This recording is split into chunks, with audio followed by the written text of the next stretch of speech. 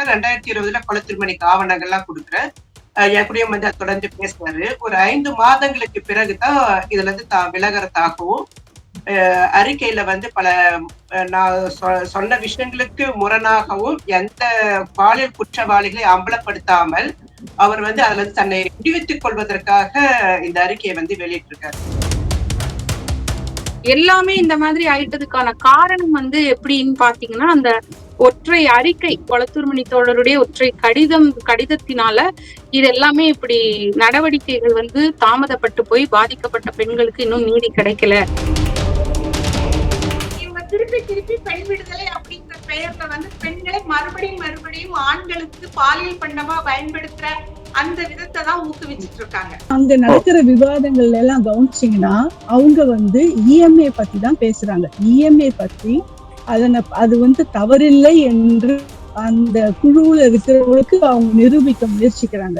Extra marital affair, ஏன்னா அந்த குழுவுல இருக்கிறவங்க அத்தனை பேரும் மேரேஜ்ல இருக்கிறவங்க. ஞானசேகரன் விவகாரத்துல வந்து யார் அந்த சார் என்ற மாதிரி லூலு விவகாரத்துல ஒரு அரசியல்வாதி இருக்காரு. யார் அந்த அரசியல்வாதின்ற ஒரு கேள்வி வைக்கலாம். என்னடாக்கா, பவானி என்பவர் இப்ப ஏட்டு குற்றவாளியாக இருக்காங்க. அவங்க ஒரு பேசிய ஒரு ஆடியோ ஒண்ணு இருக்கு. அதுல வந்து அவங்க என்ன சொல்றாங்கன்னாக்கா, பெண்கள் விவகாரத்தை எப்படி அணுகுவது என்பதற்கு லூலு தான் முன்மாதிரி. என்னன்னா, இந்த குழுவுக்குள்ள அந்த குழுல பாதிக்க ஒரு அரசியல்வாதியால் ஒரு பெண் வந்து உடலியல் ரீதியாகவும் பொருளியல் ரீதியாகவும் ஒரு பெண்ணை வந்து ஒரு அரசியல்வாதி பாதிப்புக்கு உட்படுத்தினார். அந்த பெண் வந்து அதை லூலு கிட்ட முறையீடு செய்யும் பொழுது லூலு வந்து அந்த அரசியல்வாதியை தொடர்பு கொண்டு பொருளை வாங்கி கொடுக்க சொல்லி, அதாவது பணத்தை வந்து அந்த பெண் கிட்ட இருந்து வாங்கிய பணத்தை வந்து திரும்ப வாங்கி கொடுத்திருக்காங்க. அதுல வந்து லூலு தான் முன்வாதிரி அப்படின்னு சொல்லி பவானி சொல்றாங்க. அப்ப வந்து பொருளை வாங்கி கொடுத்துருங்க.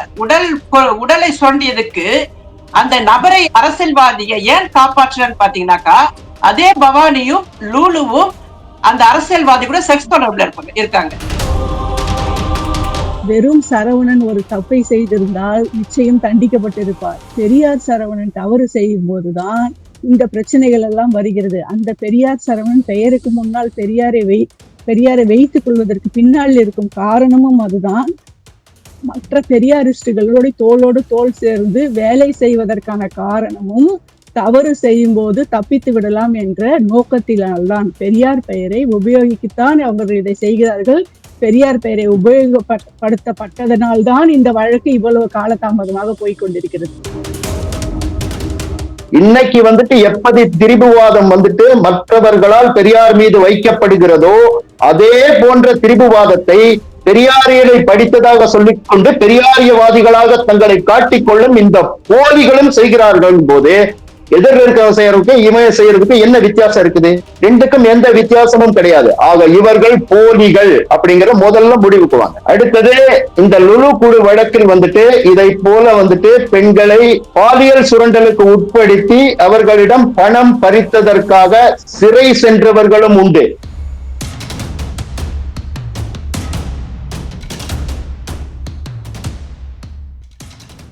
யூத் தமிழ் நேயர்கள் அனைவருக்கும் வணக்கம். இன்றைக்கு வந்து ஒரு மிக முக்கியமான ஒரு நாளாக கருதுறோம். என்னன்னு கேட்டா, இன்றைக்கு வந்து பெண்கள் முற்போக்கு பேசக்கூடிய பெண்கள் இன்னைக்கு வந்து நிறைய இருக்காங்க. அதுவும் பெரியார் வந்ததுக்கு பின்னர் தான் எல்லாமே நடந்துன்னு சொல்றாங்க. ஆனா அந்த பெரியாரிய இயக்கத்தில் வந்தவங்க எல்லாமே முற்போக்கு இருக்கு. எந்த வகையில் முற்போக்கு அப்படிங்கிறது ஒரு மிகப்பெரிய கேள்விக்குறியா இருக்கு இன்றைய காலகட்டத்தில். ஏன்னா அதுல சில நிகழ்ச்சிகள் என்ன நடந்ததுன்னா, ஒரு சில குழுக்கள், அது பேரே சொல்றோமே, லூலு என்ற ஒரு குழு வந்து அது வந்து மிகப்பெரிய முற்போக்கு அப்படிங்கிற வகையில அது எல்லாத்தையும் சீரழிக்கிற வகையில போகுது அப்படின்னு பெரியார் வழியில வந்த சில பெண்கள் வந்து அதை சொல்றாங்க. அப்ப அது என்னங்கிறது நம்ம தெளிவா தெரியணும். அதற்காக இப்ப நேற்று வந்து தமிழச்சி பிரான்சில் இருக்கக்கூடிய தமிழச்சி அவர்கள் வந்து ஒரு இதை ஏற்பாடு பண்ணியிருந்தாங்க. அந்த நிகழ்ச்சியை வந்து அவங்க வந்து பேசி கொண்டிருந்ததை இன்றைக்கு நான் வந்து அந்த ட்விட்டர், அதாவது எக்ஸ் வலைதளத்தில் நம்ம போய் பார்க்க முடிந்தது. அப்போ பார்த்தோன்னு தான் இது நிறைய விஷயம் இருக்கு, இதை என்னன்னு தெரிஞ்சுக்கணும் அப்படிங்கிற ஒரு வகையில் அது பற்றிய முழுவதும் அந்த நிகழ்ச்சியில் கலந்து கொண்டவங்க இந்த நம்மளோட கலந்து கொள்ள முடியுமா அப்படின்னு கேட்டிருந்தோம். அப்போ அவர்கள் கண்டிப்பாக ஏற்பாடு பண்றோம் அப்படின்னு சொல்லியிருந்தாங்க. அப்போ ஏற்பாடு பண்ணியிருக்காங்க. அந்த நிகழ்ச்சி தொடர்பாக தான் வர்றோம். இப்போ பெரியாரிஸ்ட் அப்படிங்கும்போது கொளத்தூர் மணி அப்படிங்கிறது ஒரு மிக முக்கியமான இந்த காலகட்டத்தில் ஒரு பாட்டா இருக்காரு. அவரு எனக்கு தனிப்பட்ட முறையில் அவர் நேரடியாக தெரியும். அவர் என்னுடைய வீட்டுக்கே வந்திருக்காரு. என்னுடைய பெயர் சொன்னாலும் கூட தெரியக்கூடிய ஒரு நபர் தான். அவர் மட்டும் இல்லை, பலரும் எனக்கு தெரியும். அதில் கொளத்தூர் மணியும் தெரியும். அந்த கொளத்தூர் மணி ஒரு கடிதம் எழுதியிருக்கார். அதாவது இந்த லூலு குழு பிரச்சனை வந்த உடனே அதற்கு பின்னர் ஒரு கடிதம் எழுதுறாரு, தமிழச்சிக்கு எழுதுறாரு. தமிழச்சி அதுக்கு முன்னாடி அவங்க கிட்ட எல்லாமே சொல்லியிருக்காங்க, என்ன நடக்குது, இது இந்த மாதிரி தவறுகள் நடக்குன்னு சொல்லும் பொழுது அதற்கு அப்படியான்னு கேட்டுட்டு ஆதரவாக இருந்த கொளத்தூர் மணி அவர்கள் பின்னர் ஒரு கடிதம், ஒரு 4 பக்க கடிதம் எழுதியிருக்காரு. அந்த 4 பக்க கடிதம் உங்களுக்கு நான் காமிக்கிறோம், இந்த நிகழ்ச்சியிலே உங்களுக்கு காமிக்கிறோம். அந்த கடிதம் தொடர்பாக தான் நேற்று ஒரு ஆய்வு பண்ற மாதிரி ஒரு கலந்துரையாடல் பண்ணியிருந்தாங்க. அந்த கலந்துரையாடல் நிகழ்ச்சியில மிக மிக ஆழமான கருத்துக்கள் வைக்கப்பட்டதாக நான் நினைக்கிறேன். ஏன்னா முற்போக்குங்கிறது எந்த வகையில முற்போக்குங்கிறது இந்த இதை பார்த்தோம்னா தான் கிளியரா தெரியுது. ஸோ அப்படி பார்க்கும் பொழுது அந்த கூட்டத்தில் நேற்று நடந்த அந்த குழு கூட்டத்தில் கலந்து கொண்டவர்கள் எல்லாரும் நம்மகிட்ட இன்னைக்கு வந்திருக்காங்க ஓரளவுக்கு. அந்த வகையில அவர்கள் இதை தொடர்பாக ஒரு விளக்கமான ஒரு இதை சொல்லணும் அப்படின்னு விரும்ப கேட்டுக்கொள்றேன். முதல்ல தமிழச்சி அவர்கள் இந்த இதுல ஒரு தொடக்க புள்ளியா இருக்காங்க. அவர்கள் முதல் பேசுவாங்க. அதற்கு பின்னர் ஒவ்வொருத்தர என்னன்னு கொஞ்சம் கொஞ்சமா சொல்லுங்க. இடையே வரும்போது கேள்விகள் வரும்போது நான் கேட்கிறேன், நீங்க சொல்லலாம். தமிழச்சி, உங்களோட பங்கு. 2019 தான் லூலு குழுல பாலியல் குற்றங்கள் நடைபெறுவதாக சில பெண்கள் தகவல் கொடுக்குறாங்க. ஆதாரங்கள்லாம் கொடுக்கும் பொழுது ரொம்ப ஒரு அதிர்வாக இருந்தது. என்ன காரணம்னா, ஒரு சில பெரியாரியவாதிகள் பெரியாருடைய பெண் விடுதலை கருத்துக்களை தவறான இரட்டடிப்பு செய்து அந்த பெண்களுக்கு போதித்து அவர்களுடைய தன்னுடைய பாலியல் இச்சைக்கு பயன்படுத்தி கொண்டிருக்காங்க. அந்த சாட்லாம் நான் பாக்குறேன். அதுல முக்கியமானவர் பெரியார் சரவணன். இவங்கெல்லாம் அரசியல் கட்சிகளிலும் இருக்காங்க, பொறுப்புல இருக்காரு. அதாவது தமிழக வாழ்வுரிமை கட்சியின் மாநில கொள்கை பரப்பு செயலராக பெரியார் சரவணன் இருக்கார். அப்போ இன்னும் சில நபர்கள் எல்லாருமே அரசியல் சார்ந்த தொடர்புகளாக இருக்கு. அதையும் மீறி அந்த விவாதங்களை நான் கவனிக்கும் பொழுது லூலுவை மையப்படுத்தி கன்னியாகுமரியில பெரியார் கூறிய கம்மின் வாழ்க்கை முறை மாதிரி உருவாக்கணும், அதுல கட்டற்ற பாலுறவு முதல் கொள்கை கோட்பாடா வைக்கும் பொழுது இது ரொம்ப பெண்களுக்கு எதிரான ஒரு சப்ஜெக்டா இருக்கு. இது நம்ம கண்டிப்பா தீவிரமா பேசி ஆகணும் அப்படின்ற எண்ணம் எனக்கு வருது. அப்ப நான் அந்த பெண்கள் கிட்ட நான் கேட்கிறேன், இதையே தமிழ்நாட்டுல திராவிடர் கழகத்தை சார்ந்த அருள்மொழி இருக்காங்களே, அவங்க கிட்ட எல்லாம் நீங்க கொடுத்தாக்கா அதனுடைய ஆபத்து உணர்ந்து பேசுவாங்களே, நீங்க முயற்சி பண்ணுங்க அப்படின்னு. அப்ப அவங்க சொன்னாங்க, அந்த குழுவுல இருக்கிறது அவங்களுக்கு தெரியும், யாரும் இதை குறித்து பேச மாட்டாங்க. தங்களுக்கு ஒரு தகுதி உள்ள இடத்துல இருந்து நம்ம அரசியல் பேசுறோம். இது லூலு விவகாரம் என்றது ஒரு சாக்கடை கும்பல், இதெல்லாம் பேசலாமான்ற எண்ணத்துல புறக்கணிக்கிறாங்க. ஆனா அந்த குழுவுல பெண்கள் பாதிக்கப்படுறத முதன்மைப்படுத்தி அவங்க பார்க்க தவறுறாங்க. நாங்க சில முயற்சிகளும் செய்திருக்கோம் அப்படின்னு சொல்றாங்க. அதே மாதிரி பாத்தீங்கன்னாக்கா பவானி என்பவர் அந்த குழுவுல அருள்மொழி விஷயங்கள்லாம் தெரிந்து அருள்மொழி பேசியிருக்காங்க. அந்த குழுவுல நீங்க வெளிவந்துருங்க, அது ஒரு மோசமான குழுன்றதோட தன்னுடைய நிலைப்பாடு முடிச்சுக்கிறாங்க. அது இத்தனைக்கும் அவங்க ஒரு வழக்கறிஞர், நினைச்சிருந்தாக்கா இதுக்கு எதிராக போராடலாம். முக்கியமாக பெரியார் கருத்துக்களை சொல்லி பெண்கள் இவ்வளவு பாதிப்புக்கு உள்ளாகிறாங்க அப்படின்னும் பொழுது கண்டிப்பா உங்களுக்கு அந்த கோபத்தோட செயல்பட்டு இருக்கணும். அவங்களுக்கு அந்த எண்ணப்போக்கு இல்லை. அடுத்ததாக மனநல மருத்துவர். நான் 2018 மார்ச்ல தான் பேச ஆரம்பிச்சேன். ஆனா இவங்க மனநல மருத்துவர் டாக்டர் ஷாலினி என்ன பண்றாங்க, 2020 ஜனவரி மாசம் நக்கீரன்ல பேட்டி கொடுக்குறாங்க. அதுல பெரியாரின் பெயரை கூறி பெண்களை பாலியல் சுரண்டலுக்கு உட்படுத்துறாங்க அப்படின்னு சொல்லி அந்த லூலு குழுவை பேசாம இந்த தலைப்பே அப்படிதான் வருது, அப்படி பேசுறாங்க. எல்லாருக்குமே தெரியுது அதுக்குள்ள என்ன நடக்குதுன்னு தெரியுது. யாரும் பேச முன் வரல. இப்ப புதிய குரல் அமைப்பு வச்சு நடத்திட்டு இருக்க பெரியாரியவாதியால் தன்னை அடையாளப்படுத்திக் கொள்கிற ஒரு பெண் தோழர் ஓவியாவை கூட எடுத்தீங்கன்னாங்க, அவங்களுக்கும் லூலு விவகாரம் எல்லாம் தெரியுது. இதையெல்லாம் நான் பேச ஆரம்பிக்கிறதுக்கு முன்னாடியே அவங்களுக்கு எல்லாமே தெரிஞ்சிருக்கு. இப்ப இந்த லூலுன்றவங்க 2018 1 மே அப்பதான் அந்த குழுவே முதல் முறையாக உருவாக்குறாங்க. அந்த குழு வந்து 4 முறை உடைஞ்சிருக்கு. அப்பெல்லாம் நிறைய சர்ச்சைகள்லாம் வந்திருக்கு. அதெல்லாம் அவங்களுக்கு தெரியுது. ஆனா எனக்கு தெரியல. 2019 இந்த பெண்கள் வந்து தகவல் கொடுக்கும் பொழுதுதான் எனக்கு தெரியுது. சரி இது ரொம்ப ஆபத்தாக இருக்கு சொல்லிட்டு எனக்கு எனக்கு ஒரு பார்வை இருக்கு. நான் வந்து ஒரு ஃபெமினிசம் சார்ந்த அமைப்புகள்ல பிரான்ஸ்ல வந்து இயங்கிட்டு இருக்க ஒரு நபராக இருக்கும் பொழுது இது ரொம்ப ஒரு ஆபத்தா பெண்களுக்கு எதிராக இருக்கு. இதுல வந்து மேலும் மேலும் பெண்கள் இணையும் பொழுது இது பலதரப்பட்ட பாதிப்புகளை ஏற்படுத்தும். ரெண்டாவது வந்து அது செக்ஸ் நெட்வொர்க்கா வந்து பல பல குழுவாக இருக்கு.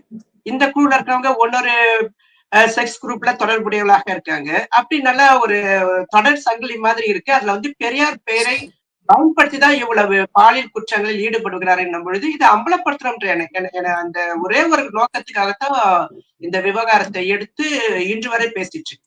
அப்ப நான் இந்த விவகாரம் தொடர்பாக 2020 கொலைத்திருமணிக்கு ஆவணங்கள்லாம் கொடுக்குறேன்.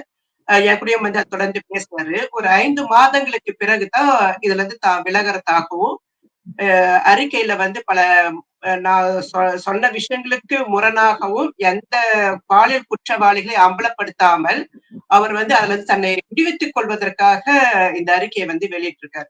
இதைத்தான் நாங்க வந்து நேற்று முதன்முறையாக 5 வருடங்களுக்கு பிறகு இதை ஏன் நம்ம ஸ்பேசஸ்ல பேசக்கூடாது, நம்ம வந்து சட்ட நடவடிக்கை ஒரு பக்கம் போயிட்டு இருந்தாலும் அதுலயும் வந்து அரசியல் தலையீடு காரணமாக என்னுடைய பொதுநல வழக்கு சென்னையில நான் போட்டிருக்கேன்.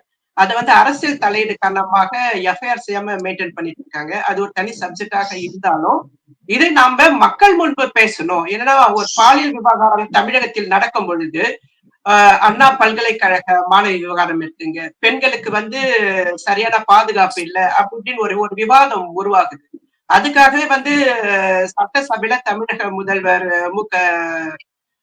ஸ்டாலின் வந்து பல தண்டனைகள்லாம் வந்து அதிகப்படுத்தி பேசியிருக்காரு. ஆனா இதையெல்லாம் நடைமுறைக்கு படுத்துறதுக்கு இதை எப்படி அணுகுது அப்படின்றதுக்கு மாறாக அதுல வந்து எந்த பாலியல் குற்றங்கள் நடந்தாலும் அதுல ஒரு அரசியல் தலையீடு வருது. தங்களுக்கு சார்பான நபர்கள் பாலியல் குற்றங்களில் ஈடுபட்டால் அரசியல் கட்சிகள் ஒரு புறம் மறைக்குது, ரெண்டாவது பெரியார் இயக்கங்கள் கூட அதை மறைக்க ஆரம்பிக்கும் பொழுது இது ரொம்ப ஆபத்தான போக்கா இருக்கேன்னு சொல்லிட்டு 6வது வருடமாக இதை வெளிப்படையாக நம்ம பெண்களாகிய இந்த குழுல இருந்து வெளிவந்த பெண்களோட இணைத்து கொண்டு எல்லாரும் இதை வந்து வெளியில பேசுவோம். ஏன்னா இது வரைக்கும் நான் தனியா பேசிட்டு இருக்கும் பொழுது என்னை வந்து பிஜேபி கைக்கூலி, RSS கைக்கூலி இப்படி எல்லாம் பேசிட்டு இருந்தாங்க. அப்ப இதுல இருந்து நம்ம வந்து இன்னும் பின்தங்கிய நிலையில நிக்கிறதுக்கு நான் என்னை மட்டும் நான் வந்து பேசிட்டு இருக்கேன். இப்ப எல்லாருமே நம்ம பேசுறது சரியாக இருக்கும்னு சொல்லி கூடிய அடிப்படையில இப்ப பெண்கள் வந்து பேச முன் வந்திருக்காங்க. ஆரம்பத்திலிருந்து நடந்த செய்திகளை நிறைய சொன்னீங்க.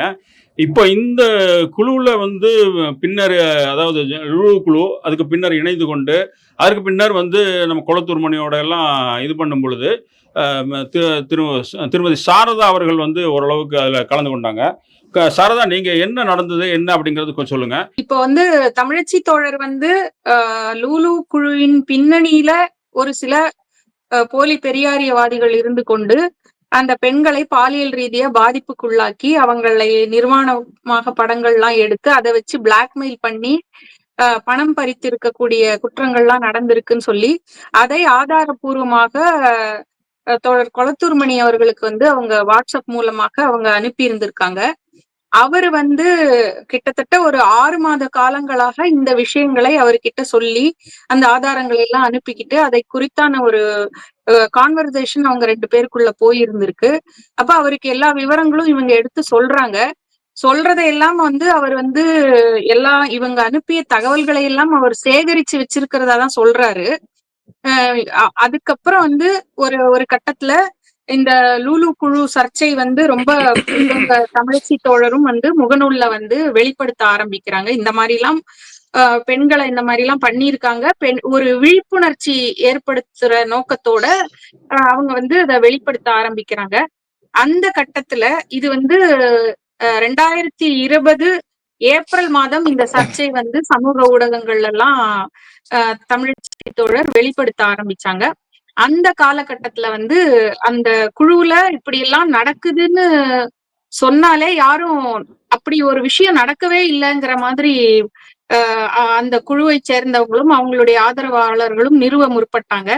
அப்ப அதையும் கடந்து பெண்கள் வந்து எந்த அளவுக்கு இதுல வந்து பெண்கள் வந்து மூளைச்சலவை செய்யப்பட்டிருக்கிறாங்க, எந்த அளவுக்கு பெரியார் பெயரை வந்து இதுல யூஸ் பண்ணி பெரியாருடைய மேற்கோள்களை எல்லாம் காட்டி பெண்களை வந்து இந்த மாதிரி மூளை செலவை செய்திருக்காங்கன்ற விஷயத்தெல்லாம் பொதுமக்களுக்கு புரிய வைக்கணும், விழிப்புணர்ச்சி ஏற்படுத்தணும். மற்ற பெண்கள் யாரும் உள்ள போய் இந்த மாதிரி சிக்க கூடாதுன்ற காரணத்தினால அவங்க வந்து சில அந்த குழுவுல இருக்கக்கூடிய சில ஆதாரங்களை, அதாவது கொளத்தூர்மணி தோழருக்கு கொடுத்திருக்கிறதுல ஒரு சில ஆதாரங்கள் அது வந்து அவங்க வந்து ஒரு லீகலா ஒரு கன்சல்டேஷனும் பண்ணிட்டு வழக்கறிஞர்கிட்ட எதையெல்லாம் விழிப்புணர்ச்சிக்காக நம்ம வெளிப்படுத்தலாம் அப்படிங்கிற ஒரு ஆலோசனை செய்துட்டு சட்ட ஆலோசனைக்கு பிறகு அவங்க வந்து சில வீடியோக்களை வெளியிடுறாங்க. அப்படி வெளியிடும் போது அந்த லூலு குழுவை சேர்ந்தவர்களும் அந்த பின்னணியில இருக்கக்கூடிய ஒரு சில அந்த குற்றம் செய்திருக்கக்கூடிய ஒரு சில அந்த போலி பெரியாரியார்களும் அவங்க என்ன செஞ்சாங்கன்னா, இதெல்லாம் வந்து இது வந்து தமிழச்சி அந்த பெண்களை பாதிப்புக்கு உள்ளாக்குகிறார் அப்படிங்கிற மாதிரி ஒரு பிம்பத்தை ஏற்படுத்தி அந்த வீடியோவுல பேசியிருக்கக்கூடிய பெண்கள்லாம் வந்து தமிழச்சியால் பாதிக்கப்பட்டு விட்டது மாதிரி ஒரு பிம்பத்தை உருவாக்கி அதுக்கப்புறம் வந்து தோழர் கொளத்தூர்மணி கிட்ட அந்த விஷயம் கொண்டு போகப்படுகிறது. அவர் அதற்கு முன்னாலேயே ஏற்கனவே இந்த பிரதான குற்றவாளியாக கருதப்படுகிற அந்த பெரியார் சரவணனும் மற்ற அன்புமதி என்று சொல்லப்படுகிற திமுகவின் மதுரை பொறுப்பில் இருக்கக்கூடிய ஒரு அவரும் அப்புறம் திமுகவில் இருந்து வெளியேற்றப்பட்டதாக சொல்லப்படுகிற சிவா சடையன் என்பவரும் இவங்கெல்லாம் வந்து என்ன செஞ்சாங்கன்றதெல்லாம் ஏற்கனவே கொளத்தூர்மணி தோழருக்கு தமிழச்சி தோழர் மூலமாக ஆதாரங்கள் முழுக்க அனுப்பப்பட்ட பிறகும் இந்த தரப்பு வந்து இவங்களும் வந்து இந்த மாதிரி தமிழச்சி தோழரால பெண்கள் பாதிக்கப்படுற மாதிரி ஒரு பிம்பத்தை அவருக்கு கொடுக்கறாங்க. அதன் அடிப்படையில அவர் வந்து இந்த சர்ச்சை வந்து இப்படி போயிட்டே இருக்கிற நேரத்துல அவர் வந்து தன்னுடைய தரப்புல அவர் வந்து அறிக்கையா வெளியிடுறாரு. அந்த அறிக்கை வந்து ஜூன் மாதம் 24 2020 எழுதி அதை 2 நாள் கழிச்சு அவருடைய அபிஷியல் இதுல வந்து தோழர் பரிமளராஜன் என்பவரால கொளத்தூர்மணி அவர் எழுதிய கடிதத்தை அவங்க வந்து முகநூல்ல வெளியிடுறாங்க. அந்த முகநூல்ல வெளியிடப்பட்ட அந்த வெளியிடப்பட்டதற்கு முன்னாடி 15 நிமிஷத்துக்கு முன்னாடி கூட அவர் தோழர் தமிழச்சி கிட்ட பேசி இருந்திருக்காரு. அவருக்கு நல்லாவே தெரியும். அது மாதிரி அந்த அறிக்கையில பாத்தீங்கன்னா பல விஷயங்களை வந்து அவர் வந்து வெளியில சொல்லவே இல்லை. அதுல குற்றங்கள் செய்ததாக சொல்லப்படுகிற அந்த குற்றங்களை பற்றி வரல. அந்த பெண்கள் வந்து நிர்வாணமாக படம் எடுக்கப்பட்டார்கள், அந்த படங்களை வெளியே விட்டு அவங்க பிளாக்மெயில் பண்ணாங்கன்ற விஷயத்தெல்லாம் அது யாரு என்னன்ற விஷயத்தையும் அவர் அதுல கொண்டு வரவே இல்லை. அது மாதிரி அவருடைய அந்த அறிக்கையில பல முரண்கள் இருக்கிறத பார்த்து அந்த முரண்களை குறித்து நேத்து வந்து எக்ஸ் தளத்துல ஒரு விவாதம் நடத்தியிருந்தோம். அதுல ஒவ்வொரு பத்தியிலையும் அவர் எழுதியிருக்கக்கூடிய அந்த அறிக்கையின் ஒவ்வொரு பத்தியிலையும் வந்து முரண் இருக்கு. இப்படி பார்க்கும் பொழுது எங்களுக்கு வந்து அதாவது தமிழச்சி தோழரே வந்து கொளத்தூர்மணி தோழரிடம் இந்த விஷயத்தை கொண்டு போனால் அந்த பாதிக்கப்பட்ட பெண்களுக்கு நீதி கிடைக்கணும் அப்படிங்கிற அடிப்படையில அவங்க பிரான்ஸ் நாட்டுல இருந்ததாலையும் இங்க தமிழ்நாட்டுல ஒரு தலைவரிடம் கொண்டு போனா அவர் வந்து இதற்கு நீதி பெண்களுக்கு நீதி பெற்று தருவதற்கான இத வந்து அவர் பணியை முன்னெடுப்பாருன்ற அடிப்படையில தான் அவர்கிட்ட கொண்டு போறாங்க. ஆனா அதுக்கு முற்றிலும் மாறாக அந்த பாதிப்பை ஏற்படுத்திய ஆண்களை வெளிப்படுத்தாம அவங்க இன்னமும் பாதுகாக்கப்பட்டுட்டு தான் இருக்காங்க. இன்னமும் இவர்கள் பின்னால ஒளிந்து கொண்டு அவர்களை பற்றி எதுவுமே வெளியில தெரியாத அளவுக்கு தான் இந்த அறிக்கை போயிருக்குன்றதுல இத குறித்தான விவாதத்தை தான் நேத்து நாங்க எக்ஸ் தளத்துல செஞ்சோம்.